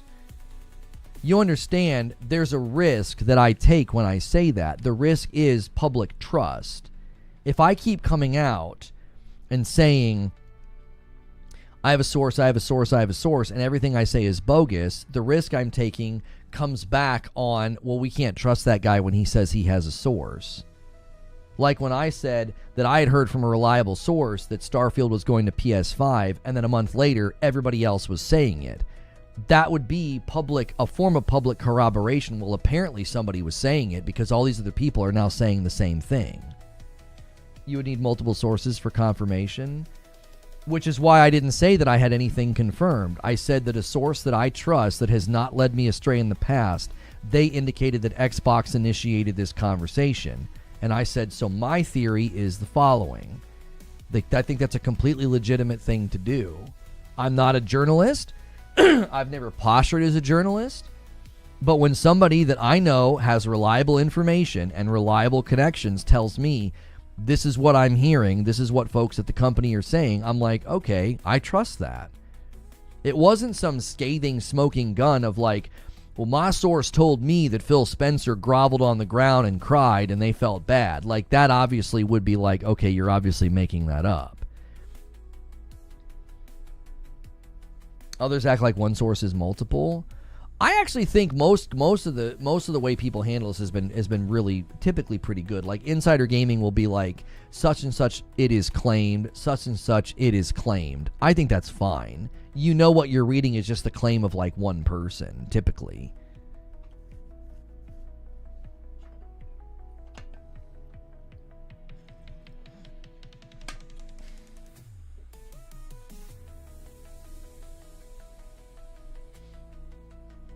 Stop hustling over the man's shoulder. Lono's word is bond. I've never brought anything to you guys in the form of a video or in the form of a talk show that I didn't feel was worth saying. I'm just not going to be like, well, I heard a rumor on 4chan, like, so I'm going to make a video. Matt says, this is also why I said I don't think Sony will restrict their games from the future Xbox, since it's basically just a PC with an added Xbox library launcher. To be fair to me, Mash, I always said, I could be wrong, and if I'm wrong, it's not a W. I said this to people. Give me credit here. I said, listen, I could be wrong, and PlayStation could view this completely differently than what I think, and they could think, no, that's fine. We don't care if a console PC hybrid can play our game through Steam. And I said, if PlayStation comes to that conclusion, it's not the W that you think it is. It's not the W that you think it is. So you could be wrong? Of course, yes. I could be totally wrong, and Herman Hulst could walk out tomorrow and say, we're going to start publishing our games on every platform. He could totally do that.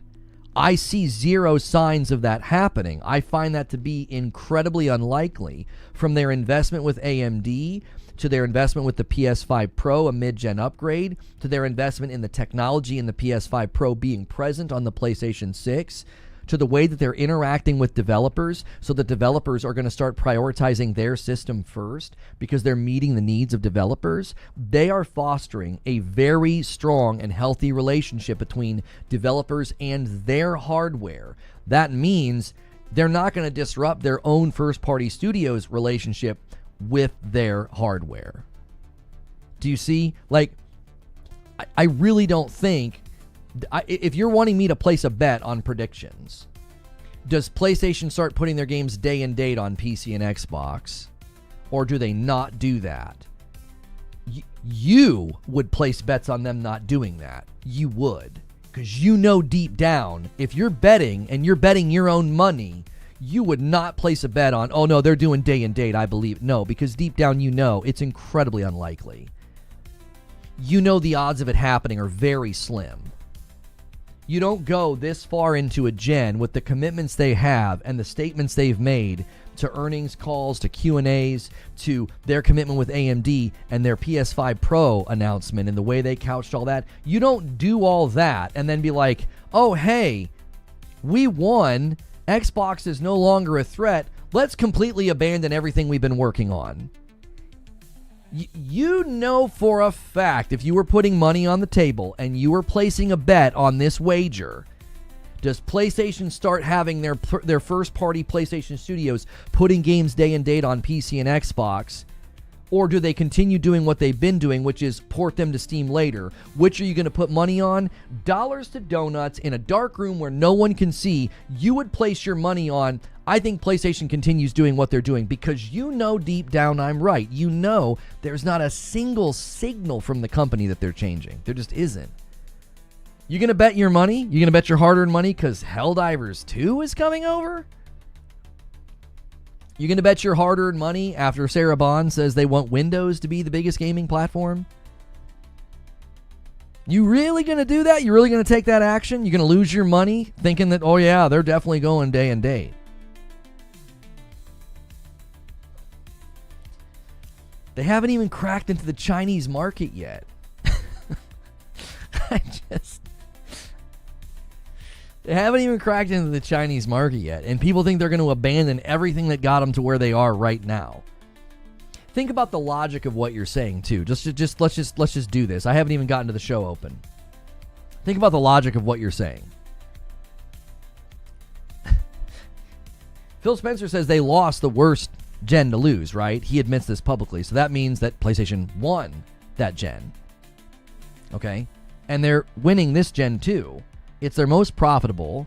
They've completely blown hardware saturation for Xbox out of the water. Xbox is far worse than they've ever been with hardware saturation, okay?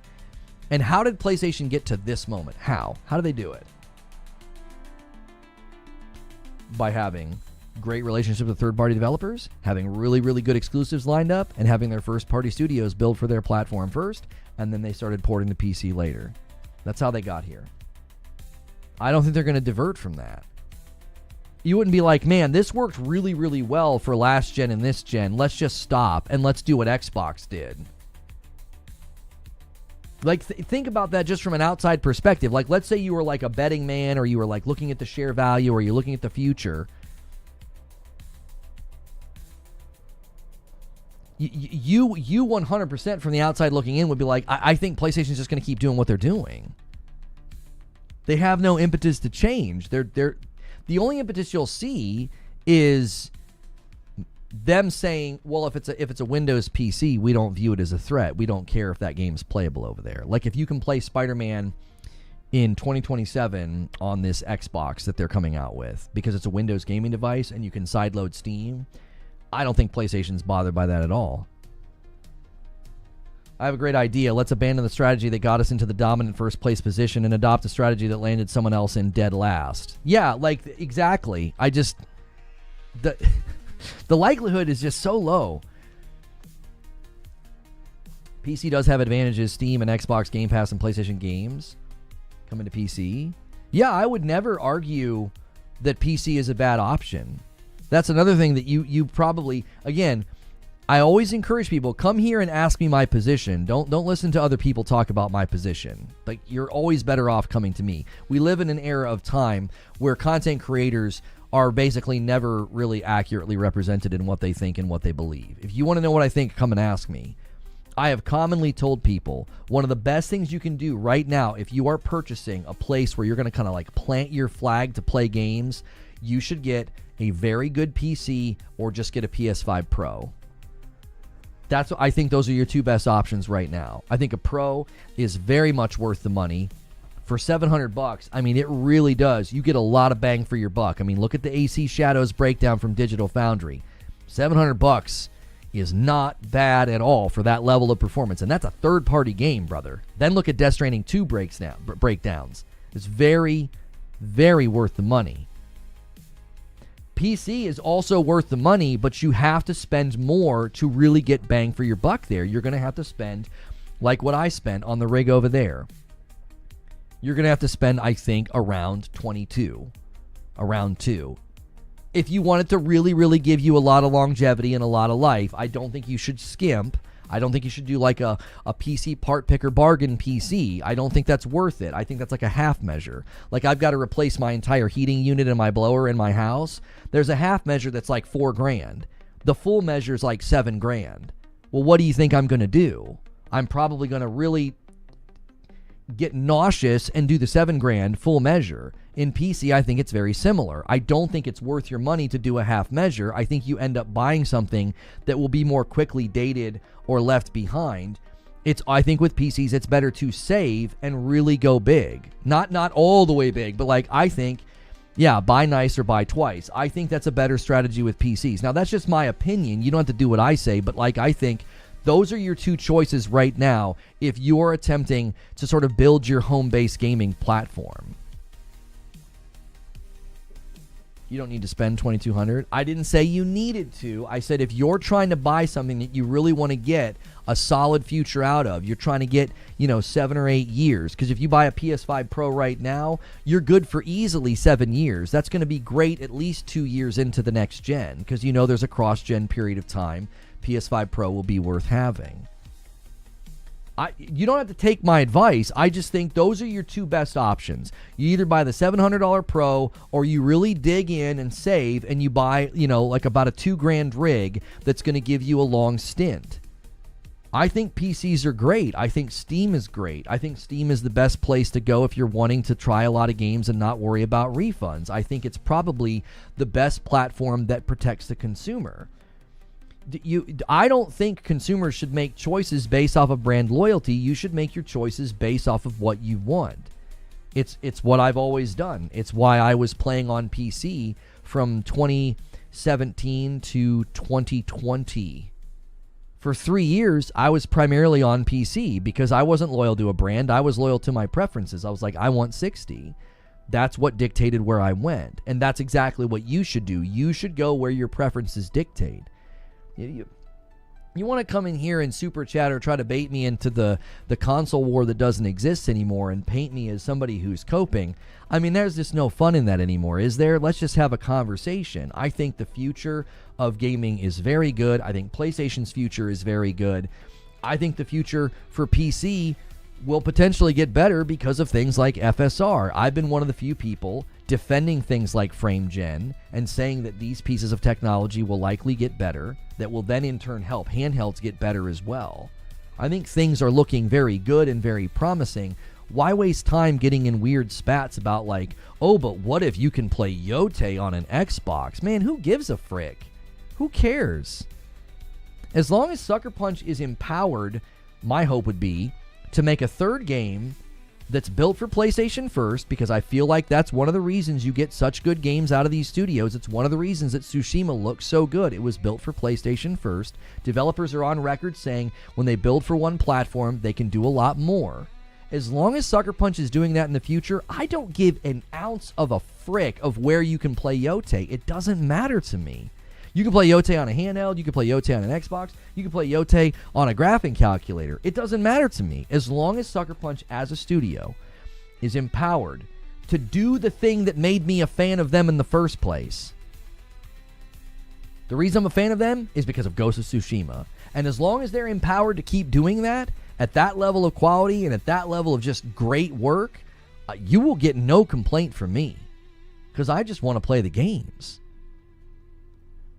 I just want to play the games. Like, I really do think, and this gets lost in a lot of the bluster and a lot of the fighting, I really do think people don't understand someone that isn't like a predictable fan. It's like predictable fans all say the same things. They all kind of circulate the same talking points. But it's like, how many ponies did you see scolding other really hardcore PlayStation fans for like celebrating bad ports to PC? That doesn't really fit with this, oh, well, that's Reforge over there. That's what he's going to do. And it's like, no, I was highly critical of, I was even critical of Naughty Dog in the wake of The Last of Us Part 1 port. I was critical of the lack of ownership. It was like, nobody really knows what happened with The Last of Us Part 1 port. There was no ownership. There was no accountability. Some vague, stupid blog where they committed to making it better. And then they bring another game over too early, Spider-Man 2. And I was highly critical of that. I was like, that's incredibly stupid. Why would you take such a valuable piece of property, such a good game, and have it be so egregiously misrepresented and sold to consumers who are then going to turn around, give it a bad score, or just refund it? Like, why would you do that to your property? I was heavily critical of that. I don't think you could ever describe that as like, well, that's fanboy behavior. No, that's the behavior of a consumer who will praise what is praiseworthy and criticize what should be criticized. A fan's going to look the other way. A lot of people have been irritated about that with the Nintendo Switch 2 coverage. You have not said anything good about Xbox, but put PlayStation next to PC. As consumer choices, I put them next to each other. I don't put them there as equals. Because your choice of PC versus PlayStation is going to be determined by your values. They can't be equal because you might get zero value out of a PlayStation and a ton of value out of a PC. And the guy right next to you would get way more value out of the PlayStation and get no value out of the PC. It's consumer dependent. And I don't have anything good to say about Xbox. You're correct. Because my values as a consumer have determined they're not worthy of praise. I don't like what they've done. I don't like what they've put out for the most part. I don't like their strategy. It's not what I wanted from them. I built a library on the 360. I built a library on the Xbox One. And this gen, they have completely abandoned all the things that I wanted them to do. Why would I praise them for that? I mean, I guess you'd have to answer the question, what are you going to praise them for? I guess you could praise them for Game Pass, giving you a low-cost option in the market to not buy games. Guess what? That doesn't line up with my value system, so I wouldn't praise them for that. We're different consumers. You can understand that, right? Like, if you love what they're doing with Game Pass, well, then by all means, praise them. You got to play Expedition 33 and Avowed and an Oblivion remaster and Doom the Dark Ages. You're going to get to play Outer Worlds 2. You're going to get to play Wu-Chang Fallen Feathers. Brother, throw confetti in the air and go have a ball with those games. But you're not going to sit here and get that from me because that doesn't speak to my value system. Like, what if instead of fighting and calling names, you just make space for the fact that maybe people are different than you and have different value systems that drive them to say, I like this company or I like this game, and I don't like this company and I don't like those games.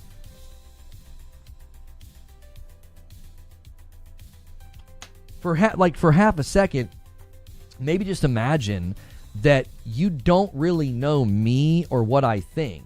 You've got an idea of who I am and what I think because you've viewed me through the lens of probably other content. Maybe just show up and have conversations and listen to what I'm saying and not what other people are saying about me. And maybe you'll have a good time. Maybe you'll enjoy being here. Maybe you'll enjoy the community instead of being like, well, this guy is an angry coping pony, and he's so angry that Helldivers is going to Xbox. You know, he made a whole video coping. No, I made a video analyzing the business of what has changed and why something like that probably happened. Instead of getting angry and yelling and screaming about it, there are people that said it was a betrayal. There were people that said they were getting rid of their PlayStations because of it. And I'm like, boys, there's no reason to react that way. There's no reason to react that way. I'm here and I use Game Pass, and I'll still be here hanging with Lono, but we are different people. He has his preferences and I have mine. And I appreciate people like you hanging out because, again, it's just like... I want to hear your perspectives. It's hard to hear your perspective. I'm not talking to you, El Duderino. It's hard to hear people's perspectives when they want to treat me as if I'm something that I'm not. Well, that's a conversation ender. It's really difficult to have a conversation when somebody's going to approach you in a certain way. It's like if I approached you and was like, yeah, well, you don't really like women, so I'm not going to ask you about that. You'd be like, excuse me? You'd be like, what? No, I really do like women. You'd be very, it's like you can't even have a conversation. It's like the person doesn't even understand you. Thank you so much. I know what's going on here. I missed this, though. It's Chill Will with the $5 super chat tip. Says, I tried to sell my Xbox and was offered money to keep it. Whatever. And then 3 gifted singles from Broken Earth. I know what he's doing. He's like, hey, boys, the next big milestone is 300. It'd be a shame if somebody dropped a 20 bomb and stole it. Every 50, I give 5. We've modified it a little bit. So let's see if somebody can step up to the plate and honor Broken Earth's attempt to bait. I respect people who enjoy Game Pass. I don't respect people who think everyone has to enjoy Game Pass.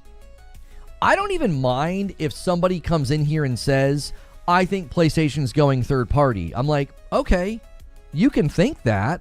You can try to compel me that they're going third party. Do you know what's funny? The guy that did the super chat and the guy in chat that has been saying like it could happen, neither of them argued why it could happen. Did you catch that? They didn't argue. They simply said that I would cope if Spider-Man went, and that the other person in chat said, well, it certainly could happen. Neither of them stepped up to the plate and argued that, no, here's why I think it's happening. When we were having the discussions about Xbox, and I said, I think they're moving into third-party publishing, I think they're moving into a software strategy, I would have like bullet points of why I thought that.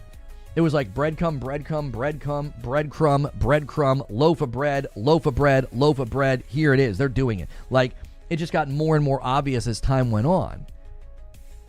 This keeps happening with this conversation with PlayStation. I'm like, okay, well, I haven't had a compelling argument that they're doing it. Go ahead and compel me. And they don't. They don't. They don't even attempt. They don't even, breadcrumb. People are like, Lono, that's not the phrase. That's not the phrase. I know. I misspoke. Or did I? The point is, don't do that to your bread. And secondly, the point is, you right now, the guy who did the super chat and the guy that was talking in chat just a moment ago, you have a completely open floor to attempt to argue that they're going to do it. The reason why is because of an old tweet from Insomniac. The tweet says Spider-Man will never come to PC or other consoles. It's a permanent PlayStation exclusive, and now it's on PC. Okay, that's not a terrible point. That is a point that could argue and establish that anything can change, which I'll accept that. You're right. Anything can change. Yep. And it would be PlayStation that makes the call. Because when Insomniac said that, that was the understanding. That was the understanding that it'll never happen. PlayStation saw things differently, and they thought about, hey, we need to consider ways to grow our user base. We want new users. What would be a good way of doing it? And somebody said, listen, a lot of the studios have been begging to put games on PC because they're ahead of their time, and they'd love to harness the extra power. Take a lot of our classics over there, and then the sequels will be very appetizing to people, and they change strategy. So yes, you can make this statement, and I'll agree with you. PlayStation could change strategy. You are correct. They could change their strategy. I don't see any evidence that they are. I don't see any evidence that they're going to be motivated to. We're going to see bread AI with additional holes in it. I mean, Seeds, I would imagine if it was yours, I mean, there'd be small holes. They might not be visible. I mean, for some of us, it'd be more like some Swiss cheese. I mean, it'd be pretty obvious, you know. It would almost like a pop can right through the middle. I mean, but it just depends. I doubt Insomniac said it quite like he just framed it. I think there was an Insomniac tweet that said it pretty strongly. Insomniac tweet, Spider-Man never to PC. I'm pretty sure, yeah. It was pretty extreme. Hang on, I don't want to. There's like a troll in the frame. Hang on. It will never appear on Xbox or PC. It's a permanent PS4 exclusive publisher by Sony Interactive. Like, this is Insomniac Games saying this. That's pretty strong language. And so, sure. Do you see how that works? Like, you have evidence, and I'll concede and say, you are right. There always could be a huge change in strategy. I mean, listen, if there's proof of that, Xbox is proof of that, boys. Xbox is proof of that. That the strategy can change.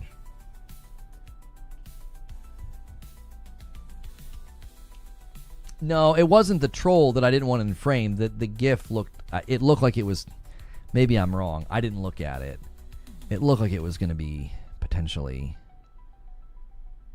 Oh, it was just a guy laughing. I'm sorry. I could only see the top half of the thing, and I thought it was going to be something else. It was like, I thought it was going to be like slightly offensive imagery, and I was like, I don't want that on the screen.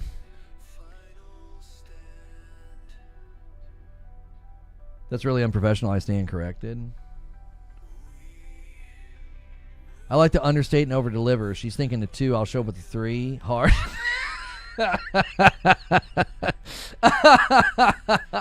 That's good. That's good, Seeds. That's good. All right, I'm going to do the show open super late in the show now. It's like 2 hours in, but I want to make sure this is in the show so that we do have timestamps, because I actually have a lot of info about Cory Barlog's game. I went and gathered a ton of information, not just from Jason Schreier, but from another insider that Schreier says is reliable. So I'm going to do this now. The timestamps will be there for the people that watch later. If you guys enjoy this, do me a quick favor. The like count is really hurting right now. Let's try to get to 300 likes. Also, Broken Earth set up a 20-bomb dunker. Somebody take the glory before MASH or Pathalon Phoenix does, right? Whether it's somebody on purple or somebody here, or you guys could band together and do a bunch of 5 bombs, all right? Every 50, I give 5, so when we hit 300, I will owe your platform 5. So whoever hits it, gets it. Let's get into this, though, all right? Let's kind of run down through everything. Hang on. There we go. Sorry about that. Might just blew your eardrums out. I forgot that I unmuted my PC.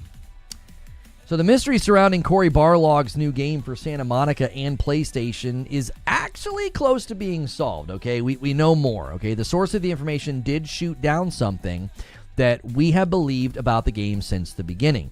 Everything we've heard up to now is that it was allegedly a large in scope game, a sci-fi game, and that it had been in development for a while. But now we are learning 3 significant things about it, and these were just revealed by a very reliable source. Jason Schreier from Bloomberg recently took to Reset Era, and he said, Cory Barlog's game is Santa Monica's next big thing. Last time I spoke to anyone about it a month or 2 ago, it was going well. And while that is a bit generic, it's exciting to hear that that's the next big game from Santa Monica. And now that doesn't really mean it's going to come out before the side-scroller that we heard about. And thank you, Pathalon Phoenix. I will shout that out in a minute.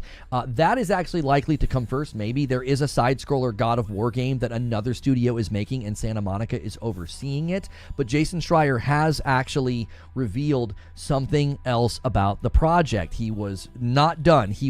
We all went down the rabbit trail yesterday because he said it's not a new IP. He simply asked the question, why does everybody think that Barlog's game is a new IP? So we went on a hunt. What could a new sci-fi game be from Santa Monica that's not a new IP? Well, everybody landed on Starhawk. Not everybody, we did. We thought maybe that was a likely game that they could bring back to the forefront. Starhawk is a 2012 third-person shooter video game developed by Lightbox Interactive, and it was done in partnership with, you guessed it, Santa Monica. Just the gameplay that I saw alone, it really reminded me of sort of like a guy kind of lumbering around the way that Kratos does, okay? However, this theory was pretty much destroyed because Jason Schreier has now claimed that the sci-fi claims are nonsense about Barlog's game. Here's the quote. He says, I'll put it this way. It's not a new IP, but it might feel like one. Maybe that's why people are confused. People don't ask me more questions about this, or please don't ask me more questions about this. If I wind up reporting more information at any point in the future, it will be in an article, not in a forum. I can also confirm that Ashong knows what they are talking about. We will look at comments from Ashong in a moment. He said, and that the sci-fi stuff that people have apparently believed for years now is nonsense, okay? So, it's not a sci-fi game, according to Jason Schreier. Now, if you're wondering who this Ashong person is, they apparently know what they are talking about. Now, keep in mind, Jason Schreier has been very, very quick in the past to discredit people or denounce them as being full of it or not knowing what they are talking about. So if he says somebody knows what they're talking about, I take it to the bank, okay? He's not one to throw that around willy-nilly. This is some things that Ashong has said. So Ashong said, I really don't want to give out any details here and ruin their surprises. Y'all just got to be patient. The game is not canceled or in any kind of trouble as far as I know and is not licensed. They also do have multiple projects going. You'll be a lot happier if you wait for them to reveal on their own terms, I promise. I just want to say a quick word of thanks to whoever this Ashong person is. I appreciate an insider not spoiling surprises. We have had this happen in years past for showcases and for events, and it's a bit of a disappointment. So I actually really like that the new posture for a lot of these insiders, whether it's Tom Henderson, Shinobi, Jason Schreier, or this Ashong person, basically saying, I don't want to ruin the surprise, so I'm not going to say any more, because they could literally right now say it from what they're indicating. These are some other things that Ashong said. They said, I can't wait for Santa Monica to announce their new game. I truly don't know how Era will react. They mean Reset Era. They also said, I will just say it's different and probably not something anybody is expecting. Not trying to sour anyone's expectations, by the way. I think it's going to be amazing. And then they did the meme of, at first I was like, and then I was like, oh, like they basically did the meme of like an emoji with like the slanted mouth to the emoji with the open mouth. Essentially indicating at first they were kind of like, I don't think this is going to be any good. And then they were sort of blown away, okay? So make of those quotes what you will. According to Schreier, Ashong knows what they're talking about. Now, if you're hoping for a reboot of the Order 1886, as one user said it, Shinobi, another notable insider, shot that down with a gif saying, let it go. So, what do you think? A non-new IP that's going to feel like a new IP, but apparently it's not a sci-fi game. Let me know what you think in the comments below if you're watching this later, or make sure you're here for the live discussions. Stream, I want to know what you think, and thank you so much, Pathalon Phoenix, for the 20 bomb, and he secures the 300. And I'm going to get to the next story here in just a brief second, but I wanted to shout him out now so that you guys could see where we are. We are exactly 50 members from the next milestone, so Twitch, it's yours to steal with a 50 bomb. That's easy, isn't it? No, it's not. I'm just kidding. Okay, so we have another story about no more scams on the PlayStation Store for now. Now, this story comes by way of YouTube channel PS Ready. One of the major and ongoing complaints about the PlayStation Store has been slop games that are obvious copies of games that have gone viral. Most recently, there was a game called Repo on Steam that you're looking at right now. Not long after, obvious knockoffs like Repo Horror and Repo Ghost Hall showed up on the PlayStation Store. Apparently, a publisher known as Publish Me Agency Limited was a repeat offender with games like this. They were fake games. It was not Repo. It was some fake fly-by-night knockoff they were trying to trick people into buying. Well, according to the YouTube channel PS Ready, all of their games have been removed from the PlayStation Store. Now, as we observed, I agree with this, PS Ready basically said, they will likely be back under a new name in the future, but hopefully this development means that PlayStation will do a better job policing their store. I myself felt that the quality control for the VR ports was really poor as well. It basically led me to stop using my PSVR 2 because I got tired of buying bad and poorly functioning ports of VR games. I could imagine it not being very good PR or very good for PlayStation long term if you have people buying scam knockoff games that just because they go viral on Steam, and then you buy some crap version of Repo on PlayStation that you can't return, by the way, because their return policy is terrible. As soon as you download the game, you're stuck with it. So I think there is some self-interest here. PlayStation is motivated, I would think, to do a better job of caring for their store and not allowing consumers to waste their money, as especially they're having growth of their hardware and they're getting new users to buy the PlayStation 5. The last thing you want those consumers to feel like is they're not protected from scams, okay? So let me know what you think in the comments below, or make sure you're here for the live show. And if you've ever seen one of those knockoff scam games or you have accidentally bought one, let me know about it. I'd love to know. We'll feel bad for you for a moment, but then we'll probably just laugh at you, okay? So the next thing I want to talk about is Eriksholm The Stolen Dream review roundup. I didn't go and read a bunch of them, but I got a couple of snippets for you. I'm really kind of sad this game is not landing as high as I thought that it would. It does seem very ambitious to have this level of high production cutscenes in a game that is a top-down stealth game. I actually thought it showed a lot of promise. I still think they could get some nominations for some of the voice work or the animation work or the cutscenes, but nothing really earth-shattering in the realm of the reviews that are landing. It currently is sitting on OpenCritic at a 79. It's on a 77 at Metacritic for PC and like an 88 for PlayStation, but it only has like 6 reviews for PlayStation on Metacritic. So this is not exactly the strong showing that I was hoping for this game. Now, I am going to be playing Eriksholm The Stolen Dream gameplay later today on the channel. It should be available for purchase now. And we will be monitoring the user score. This could be one of those games that lands stronger with the audience, given the uniqueness of the gameplay and the structure. Eurogamer was one of the weaker scores. They actually gave it a 3 out of 5, which they might consider that to not be terrible, but it ends up being a pretty low score when the aggregates grab a hold of it. And they said that it is mostly a very good game with a perfunctory story and an underwhelming ending.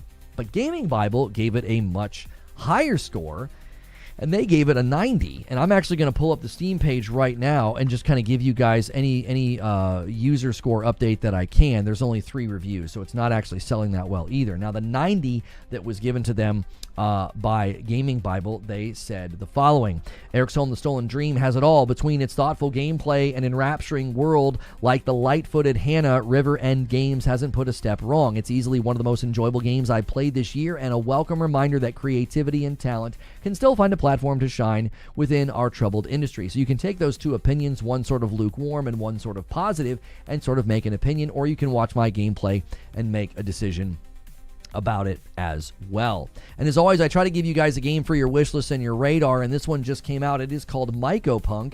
You might recognize this game as the game that went viral, making fun of Borderlands and Randy Pitchford when the potential for Borderlands 4 being at $80 was under heavy scrutiny. This is a mission-based co-op shooter available on Steam, published by Devolver Digital. It is in early access right now for $15. It has a nice, strong score to start. When I wrote this yesterday, it was sitting at a 93%. It only currently had about 1,000 reviews, though, so we're going to go ahead and check out Mycopunk right now on the fly. We're not recording these show opens anymore, so I can just kind of do a little bit more of an on-the-fly thing. It's a 92%, it says. So it has a 92% on Steam. 837 reviews. So the art style is one of the things that obviously drew me to the game. I think it's very cool. It's got a very gritty vibe, very cool and unique looking guns. So I would say to check out this game on Steam ASAP. If you're interested, again, I don't tell people to buy, but I think this one looks pretty cool. I'm hoping that maybe when it hits their 1.0 release, it could come to console. There's not really been any word about it coming to console, but I think it looks very good. After Borderlands, Gunfire Reborn, and RoboQuest, my wife and I have been looking for some new co-op shooters like this, and I would love to check this one out. So that's everything for the news and everything that we could potentially discuss. And thank you guys so much for being here. And if you've been submitting questions, we'll add them to the total. And I do owe YouTube members, because you guys helped us hit the milestone. Goat Gaming is going to get us to 302 along with Stephanie with their renewals, 4 months from Goat Gaming. Thank you for being the best. And then Stephanie says we'll catch you up. We'll catch up with your other videos listening at work. Well, thank you so much, Stephanie. I got to open the office door. The kiddos are no longer watching a video, and I cannot take the heat anymore. So I hear YouTube is fighting over the crown, but meanwhile me. There you go.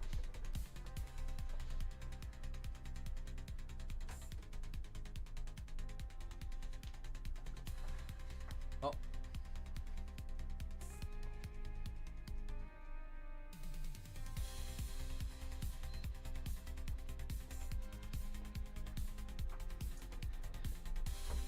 I know why Insomniac may have said it that way, says AOZ. That tweet was before the acquisition. They wouldn't have known internal SIE strategy at the time, nor they would have etiquette restrictions.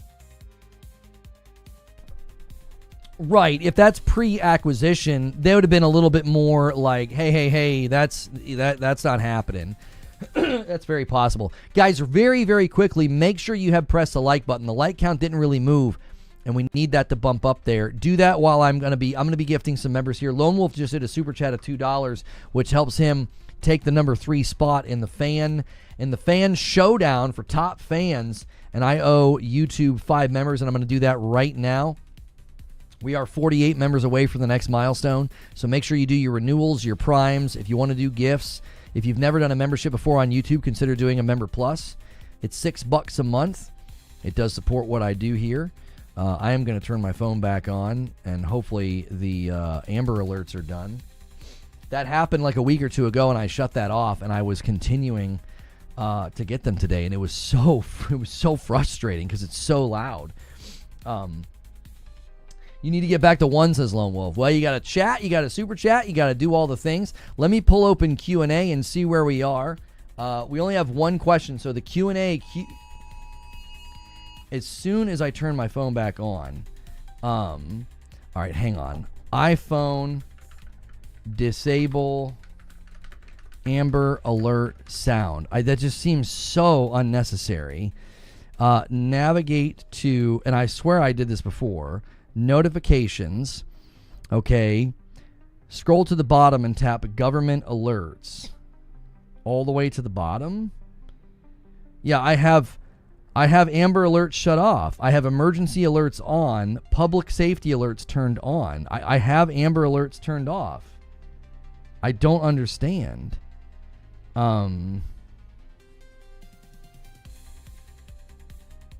It's so weird. I told you. I told you. I turned it off. I knew that I did. I was like, I would not leave that off. All of them off? Yeah, but a public safety alert. Emergency alerts. Always play sound. Okay, I'm turning off the sound. I don't mind if it pops up. I just don't need the sound. It gives me a dadgum heart attack. I'm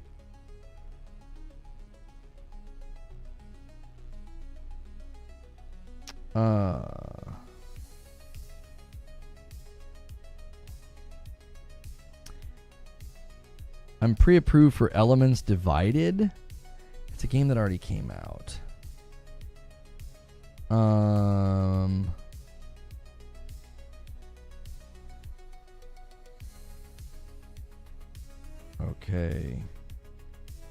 Okay. Sorry. Yo, Moody, thank you for 39 months and a Member Plus. Sorry, guys. That's one of the reasons I turned the dadgum phone off. I just didn't want it to be this enormous distraction. It just kept happening. Lono turns it off and misses a warning of an incoming nuclear strike. No, I would see it. I see when I get alert. They pop up on my phone. I see them. But it's like, I don't need you to scare me. Like, I don't need that. Yeah, stop shutting off the alerts. Just die from cardiac arrest. Be a man. That's right.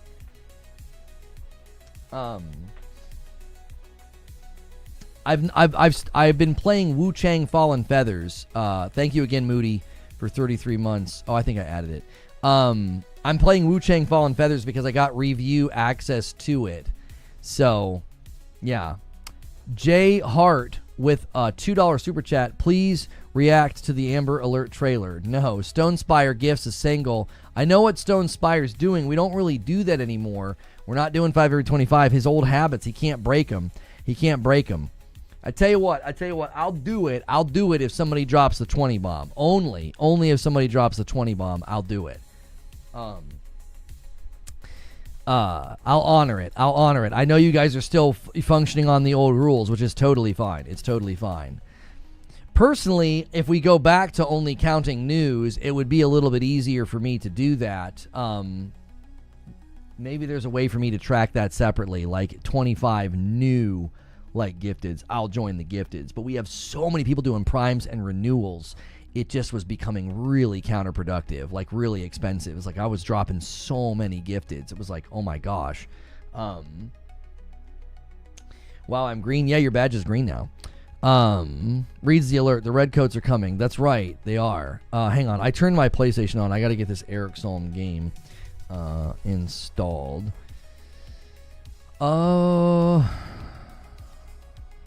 It was, I could not do it this morning. I couldn't even buy it. It was super weird. Okay, there we go. It's got 3 reviews and 5 stars so far on PlayStation.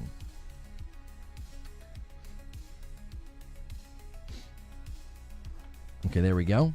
11 gig. Downloading now.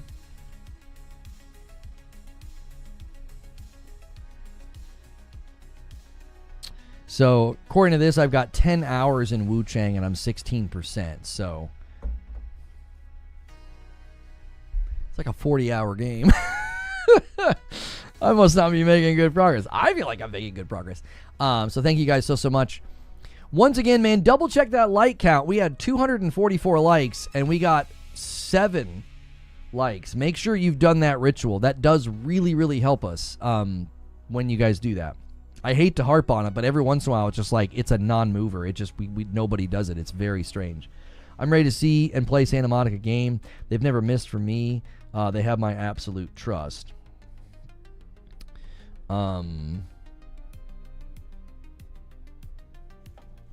Yo, what's good, Feed? I see you in the chat. Thank you so much for being here. Yeah, let's do this. Whatever happened with the Terminator Survivors game? It looked like it was about half Fallout, half Survivor game that was supposed to come out. It was a Survivors game or a survival game? I don't remember. So you're saying it was like Vampire Survivors? Okay,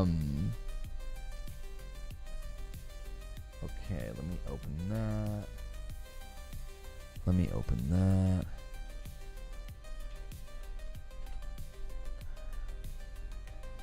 Save my thumbs here.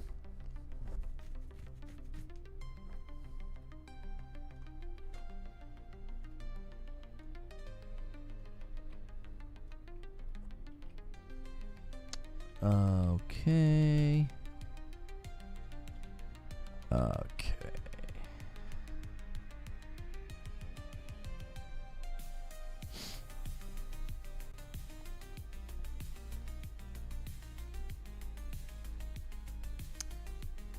Boom. So we usually play a new game for like an hour. So, and it's super, super helpful when you guys stick around for that. We'll do this in a little bit. We're not going to play right now. We're going to keep talking. I'm going to pull up y'all's questions here in just a second. We'll take some of your questions. We've been doing Q&A later in the stream, kind of how we used to do it in the past. Make sure you guys are submitting questions throughout instead of all trying to do it at once. If you all wait until the very end, you start to step on each other and it doesn't grab your questions.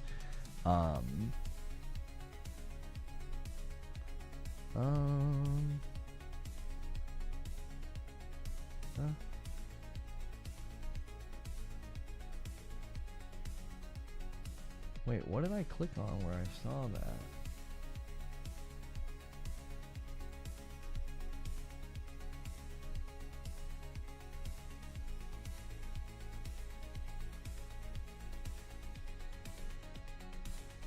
Okay.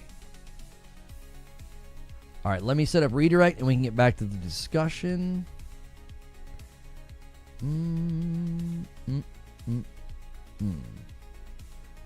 Okay, there we go.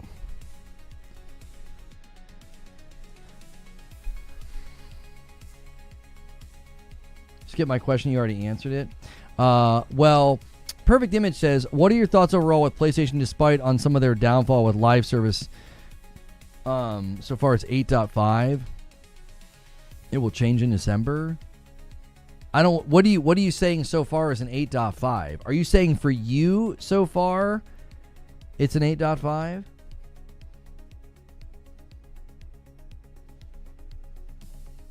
You're hoping that the PlayStation game coming is the Legend of Dragoon remake? We had a lot of people saying that one today. A lot of people have been rooting for that one.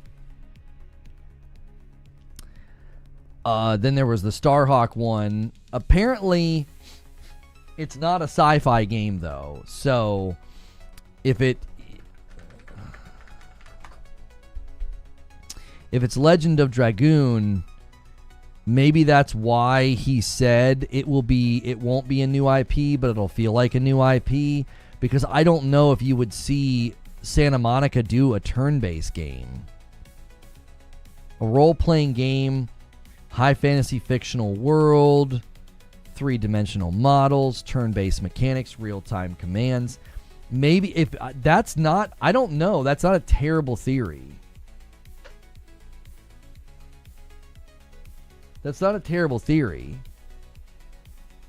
It being a new IP, I'm sorry, it not being a new IP, but feeling like a new IP. If you suddenly took an IP that was turn-based and you made it into like an action game, you'd be like, well, it's not a new IP, but it kind of feels like a new IP. I mean, you know what I mean? I forgot to pin the live discussion on the poll. If you guys haven't taken the poll yet, I try to do these fairly regularly. I try to basically say, hey, come discuss this later. Let me see here. There we go. Live discussion. I said, actually, we should just do this. And then I'll pin the comment.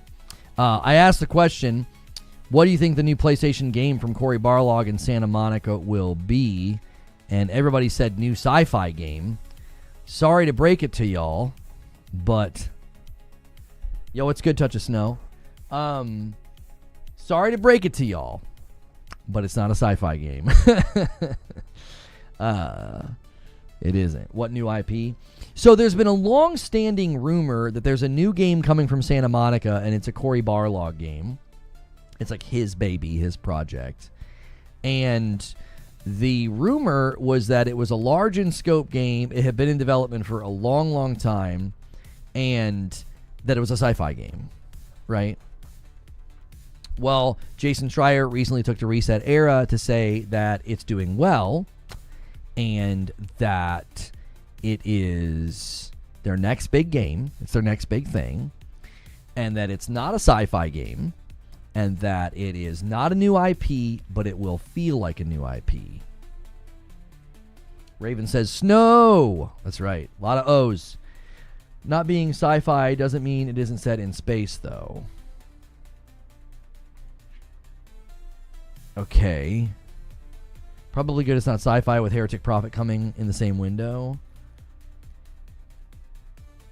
Yeah. Yeah, probably. I mean, you don't want to have people kind of like hitting the same notes. That can get a little awkward. Somebody was theorizing that maybe they handed them Uncharted. I don't know if they would do that. I heard it's Egyptian God of War. No, this is a new thing under Barlog. I don't think it's God of War. I don't think Jason Schreier would say not a new IP, but it'll feel like a new IP if it was just God of War in Egypt. That would be really odd. I don't think it would be a Legend of Dragoon remake either. I think if it's a new game, they would say if it was a remake, Haseo. You know what I mean? Heretic Prophet probably isn't sci-fi either. I think it's fantasy set in space. I mean, from the look of her ship and the look of how they're placing it, I would say that Intergalactic is sci-fi. Like, it's an imagined future where science has advanced to space travel. That's kind of like your garden variety definition of sci-fi. I mean, they're saying action adventure game developed by Naughty Dog, published by Sony Entertainment. Premise: it's set 2,000 years in the future in an alternate universe where advanced space travel existed by 1986. That to me feels like sci-fi, doesn't it? I mean, they're imagining that tech really, really advanced, but in the 80s.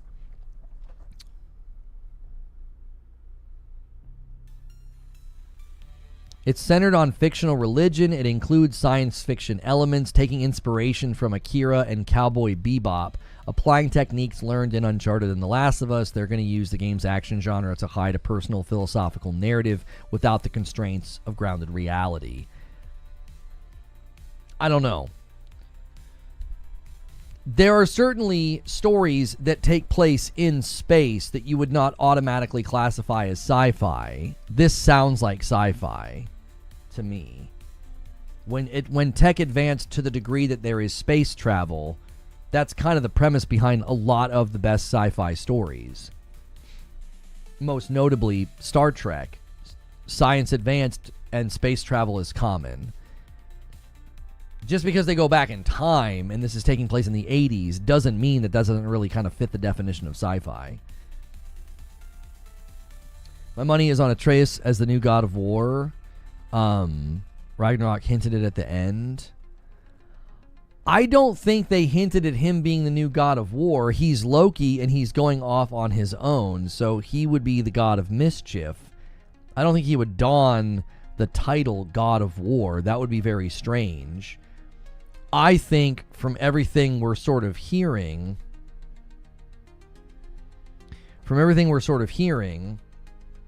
it sounds to me like we're dealing with a... What is this? Why did it log me out? I feel like we're dealing with Loki will go off on his own.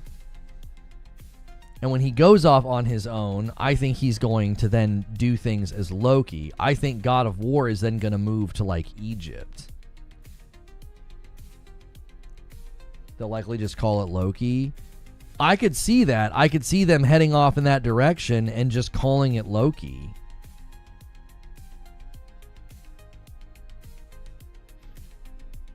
I could totally see that.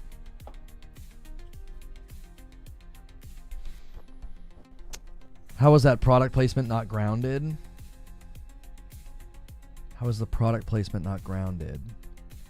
Well, they're not grounded by the constraints of the real world, as in the real world that we exist in right now. Those things can't happen. Again, I was reading a Wikipedia, Eugene, so like maybe they're just sort of saying they're going to be able to break away from the constraints of a real world. Like all of a sudden Joel can't put on a jetpack in The Last of Us. Telling a fictional story in the real world where tech has advanced frees you from those constraints. Right? Nostradamus would have struck again if we get a Loki spin-off or main title. Yeah, I think from everything we've heard, a spin-off $40 title with Atreus called like Loki or something, or like God of Mischief, and then a God of War Egypt, I think that's far more likely. If you're asking me to place bets, I don't think they would turn Atreus into the God of War. That would be very strange. Everything seemed to point to something of significance is going to happen with him as Loki. And it seems like, from everything we've been hearing, the God of War team wanted to go to a different location. They don't want to do Norse anymore. God of Loki? Well, no, you would call him the God of Mischief. His name is Loki. It's not God of Kratos. It's Kratos, the God of War. It would be Loki, the God of Mischief. The product placement was Sony, Adidas, and Porsche, making products perfectly in line with what they'd make. Yeah, I think there's ways of saying it's constrained but no longer constrained, because again, seems grounded. It's not grounded if you have spaceships and swords like the one that she has on a robot that she's fighting. That's not grounded. That's a free game. They can do whatever they want. She could encounter an alien race. She could encounter technology that is completely made up. That's not grounded. If there's things happening that are not possible right now and are completely fictional, I would say that's a very loose grounding. That's a very loose grounding. They could go any direction they want. If there's an alien race, then, I mean, you can't really say it's grounded. That's pretty loose. You know what I mean? Thank you, Odin Arrow, for 26 months. Do you think it's an old Santa Monica IP? It could be anything, honestly, Odin Arrow. I mean, that's a good question. There were people in the Discord in our Discord, speculating that, well, maybe they handed them Uncharted. And I'm like, I don't think they would do that. CD players and sneakers don't rule out the possibility of aliens and space magic. Right, like, even Star Trek was somewhat grounded in reality. They were humans with human limitations, and there was obviously a history of Earth behind them that then led to space travel. So yes, there's a history behind her that has Sony, Porsche, and product placement, but she's in a future that could be anything. It could be alien races. It could be highly advanced tech. I mean, what's the robot she's fighting? Was it made by humans? Was it made by an alien? Is it a sentient being that made itself? Like, we don't know. I would say all of those things remove a lot of the grounding of a game like The Last of Us. The Last of Us is basically constrained by, this could happen in the next 20 years, and so you can't invoke, like, laser beams and jetpacks and spaceships. It's contained within, like, this is in a very close future, not a distant future. In a world evolved from the 80s where consumer spaceships are made, Porsche would 100% be one of those companies. Yes. How does that ground them? How does that make it to where they can't have alien races?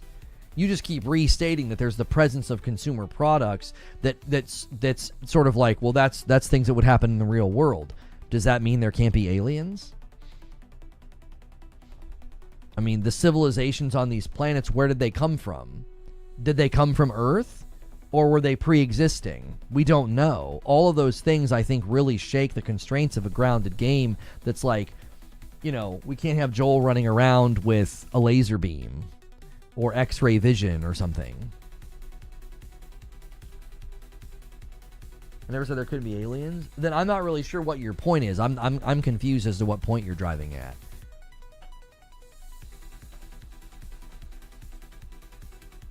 The existence of aliens also doesn't unground it. So what to you means ungrounded?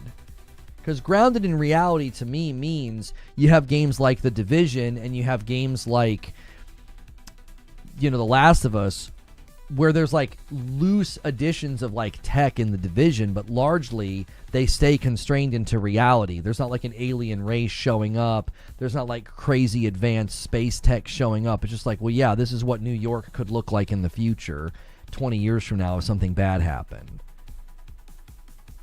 Oh, someone said product placement was ungrounded. Oh, no, I don't agree with that.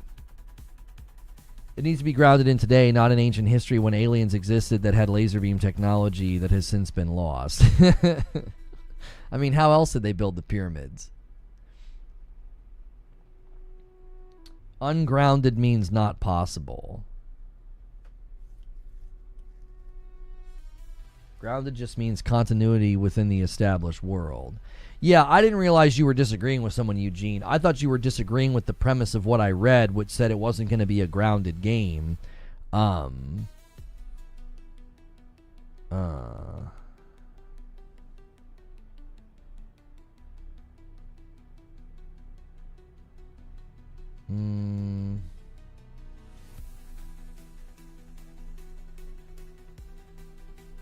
Company is wanting to send me a case, like a holding case for the Xbox ROG Ally X. It's like, well, I'm not going to own one.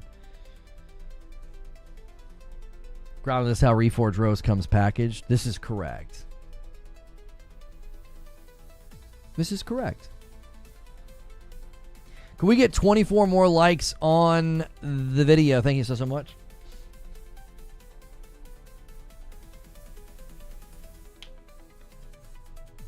Aliens are 100% possible and in all likelihood exists. I mean, now you're getting into a philosophical discussion about existence that's not proven or disproven.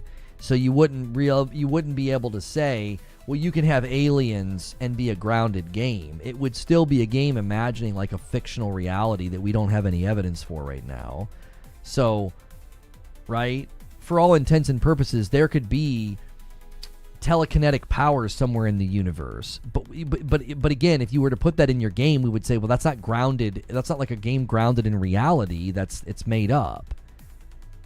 You can't disprove it. I mean, there certainly could be some race somewhere that has some level of brainwave power that's able to move things with their mind. But that doesn't mean that if you put that in your game is now, it's still grounded. Well, it could be. I mean, there's a high likelihood that, intelligent life exists out there. Okay, but without evidence that it exists, how would you argue that that makes your game grounded? What is existence and what defines it? How do we know what exists if we're only understanding of existence is self-determined?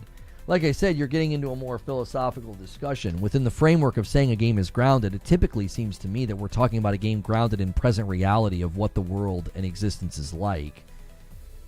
We have evidence of extraterrestrial life in this solar system. Well, then you would have to work within that evidence. Like, to what degree? Like, highly intelligent life that can travel through space and have advanced technology? Or like a slug?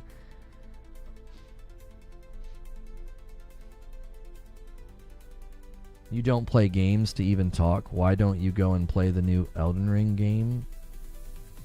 Oh, you're Defense Force for Elden Ring Night Rain? Thanks for taking the time to come to my Twitch stream. I played and talked about Death Stranding 2, Expedition 33. I'm going to talk about Eriksholm today. There's one game that I talked about that I didn't play. So, I'm sorry you guys are wetting the bed over that still. Good golly. Gaming community is just full of bedwetters, man. They're so upset. They're like, you talked about a game and you didn't play it. You mean like pretty much the entire gaming industry before games come out? And they talk about lack of features or good features or graphical improvements or feature improvements before they come out?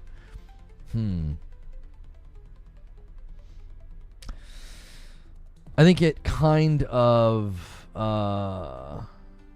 does what you're talking about yesterday with the developer trust in buying a new IP. If Intergalactic and Santa Monica's new game are derivative of each other, 100% buying both.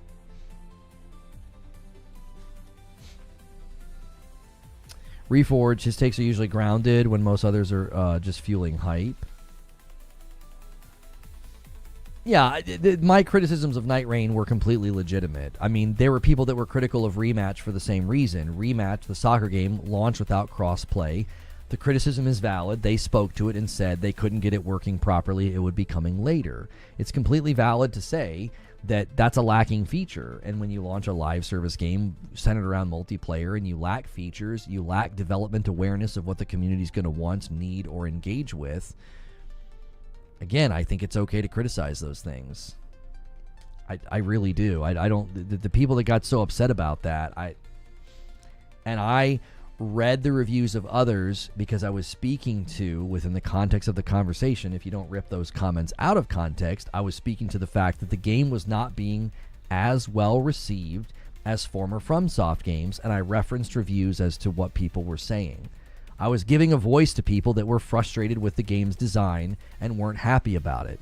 And that's really upsetting to people. Like, how dare I use my platform to give a voice to people who felt like the game was disappointing and not designed well, but you didn't play it. The point of the video was not for me to talk about my experience. It was to talk about the state that the game launched in and how it was clearly burning some goodwill with a portion of the FromSoft audience. The fact that people can't grapple with what the video is actually about and want to turn it into something else says more about them than me. It's like, I made a video, so there's a ton of missing features here. It's the reason I couldn't play it day one when it came out. That's obviously disappointing. And the game is not being received nearly as strongly as all of the recent FromSoft games, whether you look at Armored Core 6, Elden Ring, Dark Souls 3, Sekiro, any of those. It's being received a lot more poorly, and I gave voice to people who were not enjoying the game and being critical of it. And everybody wants to contort their bodies to turn that into some kind of a thing that I should not have done. Well, you didn't play it, you didn't play it. I didn't posture as if I did.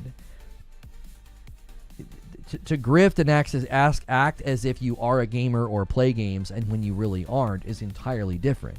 I made a video about the launch date of a highly anticipated game and talked about how it was clearly not ready, it had performance issues, it was lacking basic features.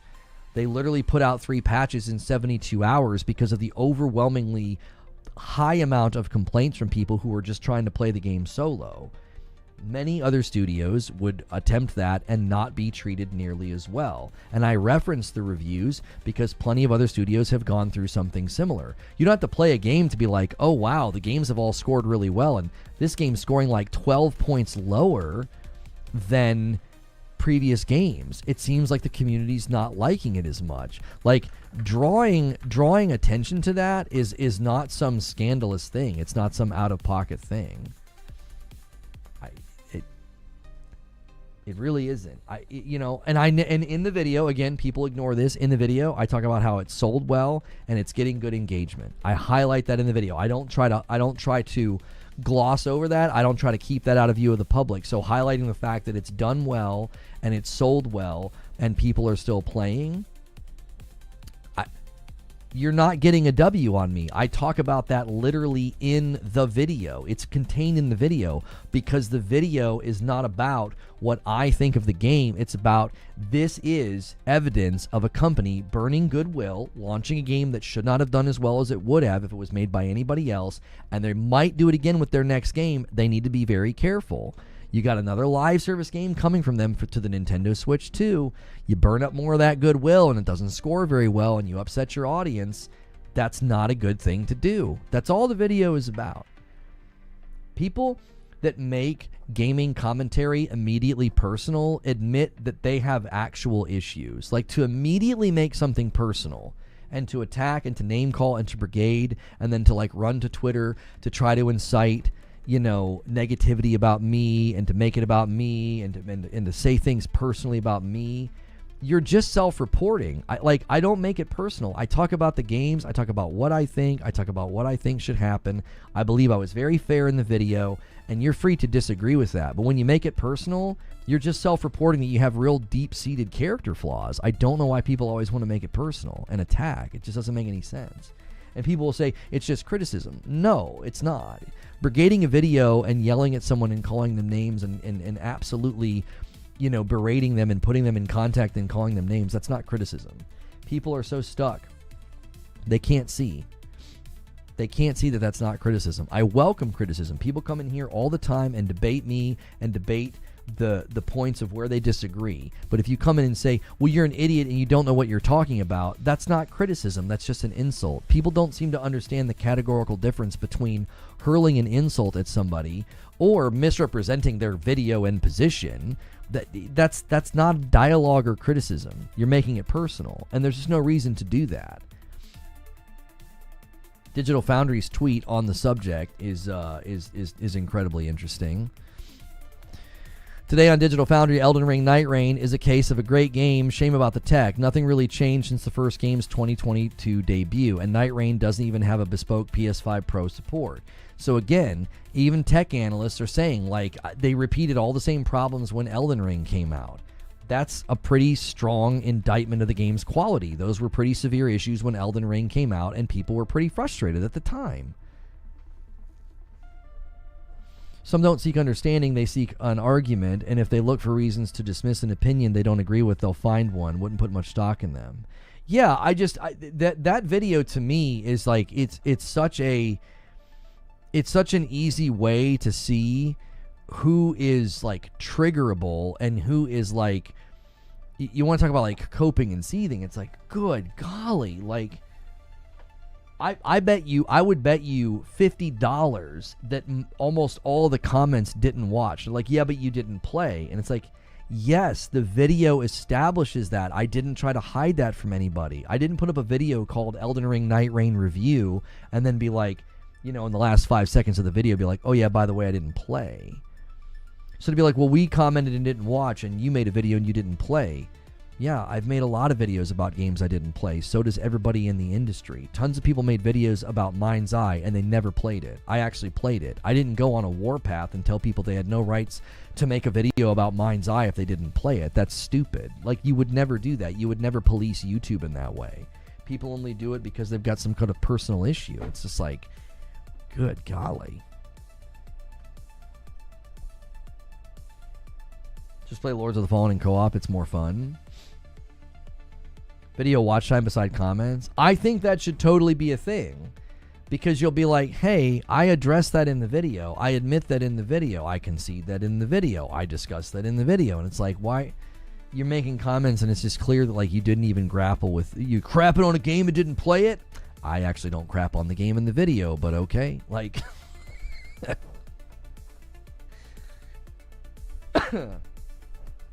it's so good now those guys cooked.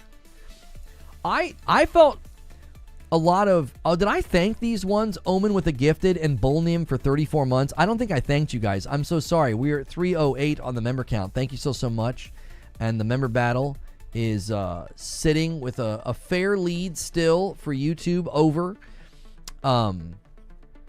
Thank you again, Omen86 for the gifted member and Bolneem for 34 months. I appreciate it very, very much.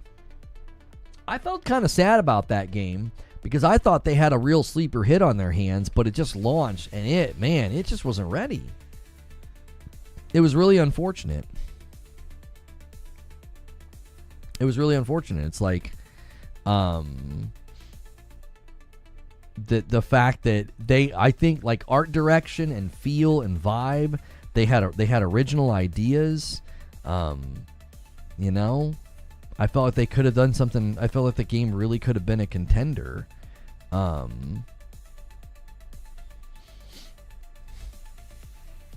It could have been a real contender and really kind of shaken things up. But sadly, they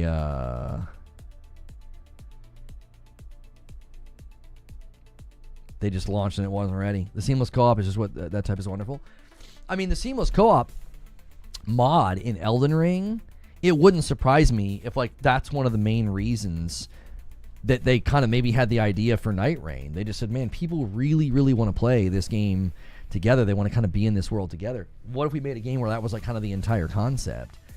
Which is why I was intrigued from the very beginning. I was like, oh, I could play Elden Ring co-op and not have to worry about being invaded, right? But then the more we heard about it, the more strange the project sounded to me.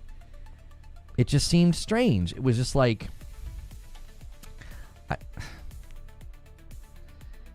it just seemed strange. It was like you didn't build it for duos. It's not really intended to play. It's not really intended to be played solo. You got to play as a trio. That just from the very beginning, it sounded odd to me. Like they had made some odd decisions. Session-based? Yeah, it's session-based. It's kind of a rogue battle royale hybrid. It's like it doesn't really even fit into a particular category, and the concept sounded cool.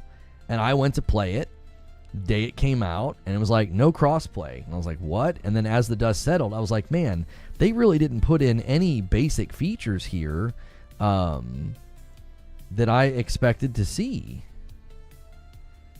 And I just was critical of that. That's all. It's that simple. We've debated going and changing title and thumb to be like, the video is more about like why I didn't play than it is sort of like I think people see the thumb and they thought that I was like rooting for it to flop or wanting it to flop, and it's like, no, I bought it, installed it, and was going to play it with my community. I think we just went a little too hard. Self-reflection, right? I think we just went too hard with a thumbnail, and we should have known, like, that crowd's going to be defensive. Fans are going to be defensive. We should go with the thumbnail. It's like, why I'm not playing. You know, I was really looking forward to this, and, you know, we would have opened the video. Like, this is one of the games I was looking forward to. It was going to be fun. We were going to play with the community. We were going to do a bunch of stuff with it. And it's lacking so many features that, like, I don't feel like I can get past these. It's an irritant. And I'm not gonna waste time trying to jump over their hurdles, because what I'm hearing about the gameplay loop isn't even that great from people that were also looking forward to it. And then when people are like, oh, but people are liking it and having a good time. Well, that's anecdotal. You see, again, this is something that always frustrates me. You're dismissing negative feedback simply because there's positive feedback. What if we did the alternative? Well, look at the amount of negative feedback. Look at the amount of negative reviews. We're going to dismiss all the positive. No, I think both have their equal say. One side dismissing the other is a sign of insecurity. It's like you're acting like the people that were critical of it and didn't like it and didn't think the elements were good and that it was pretty repetitious and very rehearsed and that there were elements they didn't like. You're just dismissing those because people are liking it? People do the inverse all the time. Even when something as bad as Mind's Eye comes out, people will say, yeah, but there's people liking it. I mean, so? What difference does it make? What doesn't make any sense? You don't dismiss, you don't do that. You don't dismiss the bad because of the good or the good because of the bad. I think you have to give everybody their say. And what's interesting is these people are waging what they feel is some righteous war, and all they're really saying is, we don't want negativity to have a voice because we think this game is great. And it's like, okay, that's fine. I would consider that to be mindless fanboy behavior. That's not the behavior of somebody who's being thoughtful and being like, yeah, the game has a ton of areas that it could improve and a ton of things that seemed like they were pretty short-sighted. So, all right, in about 10 minutes, we're going to go and play this game, but I need a quick break. I'm going to be right back. Appreciate you guys being here. Don't go anywhere. I'll hit ads on both platforms. It does support. Make sure you're smashing like on YouTube, and we'll get to gameplay in just a moment.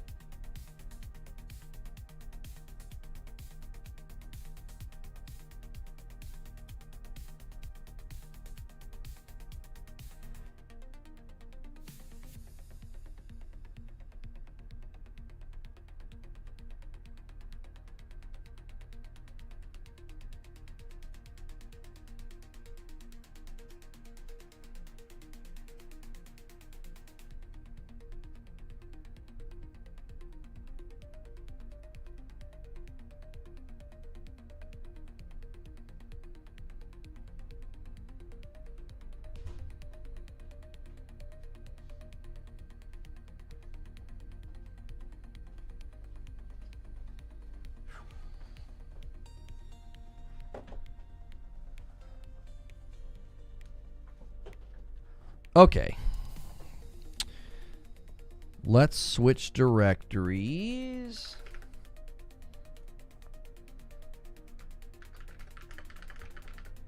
Checking the game out.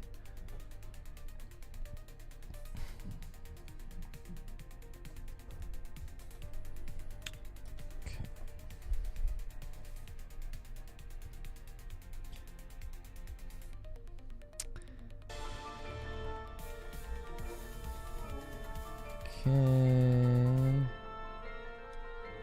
Good music.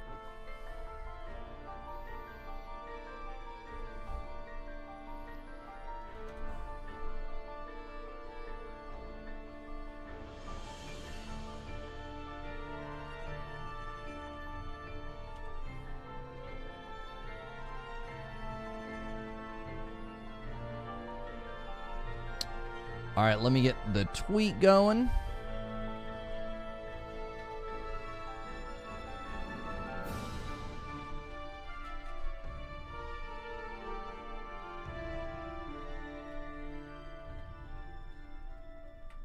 I feel like, am I the only one that feels this way? I feel like soundtracks are just getting better and better and better lately. Like, I don't think they've ever been necessarily bad, but I think you always had, like, really amazing standouts. But now, even, like, I feel like even, like, smaller games, like smaller studio games are kind of bringing the heat.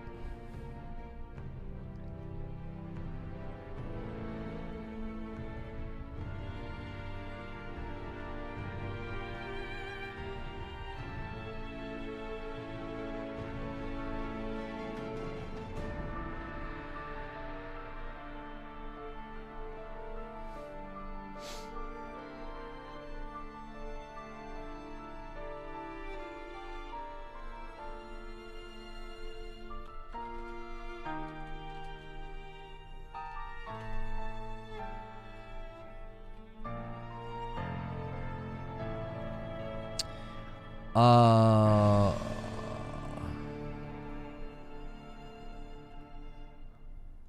right, YouTube.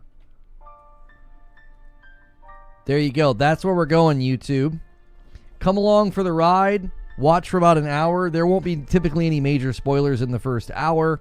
It does support me quite a bit whenever we have support for gameplay, okay? And I believe I have redirect set up. I'll put the member count below me as well. You guys can keep going, keep hitting goals, keep hitting milestones, and I'll keep gifting back in return. Thank you so much for checking out this video. This is going to be me diving in brand new with a fresh playthrough of Eriksholm The Stolen Dream gameplay. It's scoring decently well with the outlets. I actually think this game might score higher with the user. I argue this could be another sort of Expedition 33, not to the degree that Expedition 33 has been praised and received, but like sort of a sleeper hit that's going to get potentially some award nominations. I think the cutscenes and things alone look very promising. So if you're watching this later, be sure and hit like and subscribe if this video helped you make a decision. I'm going to end the previous talk show where we discussed this, and I am going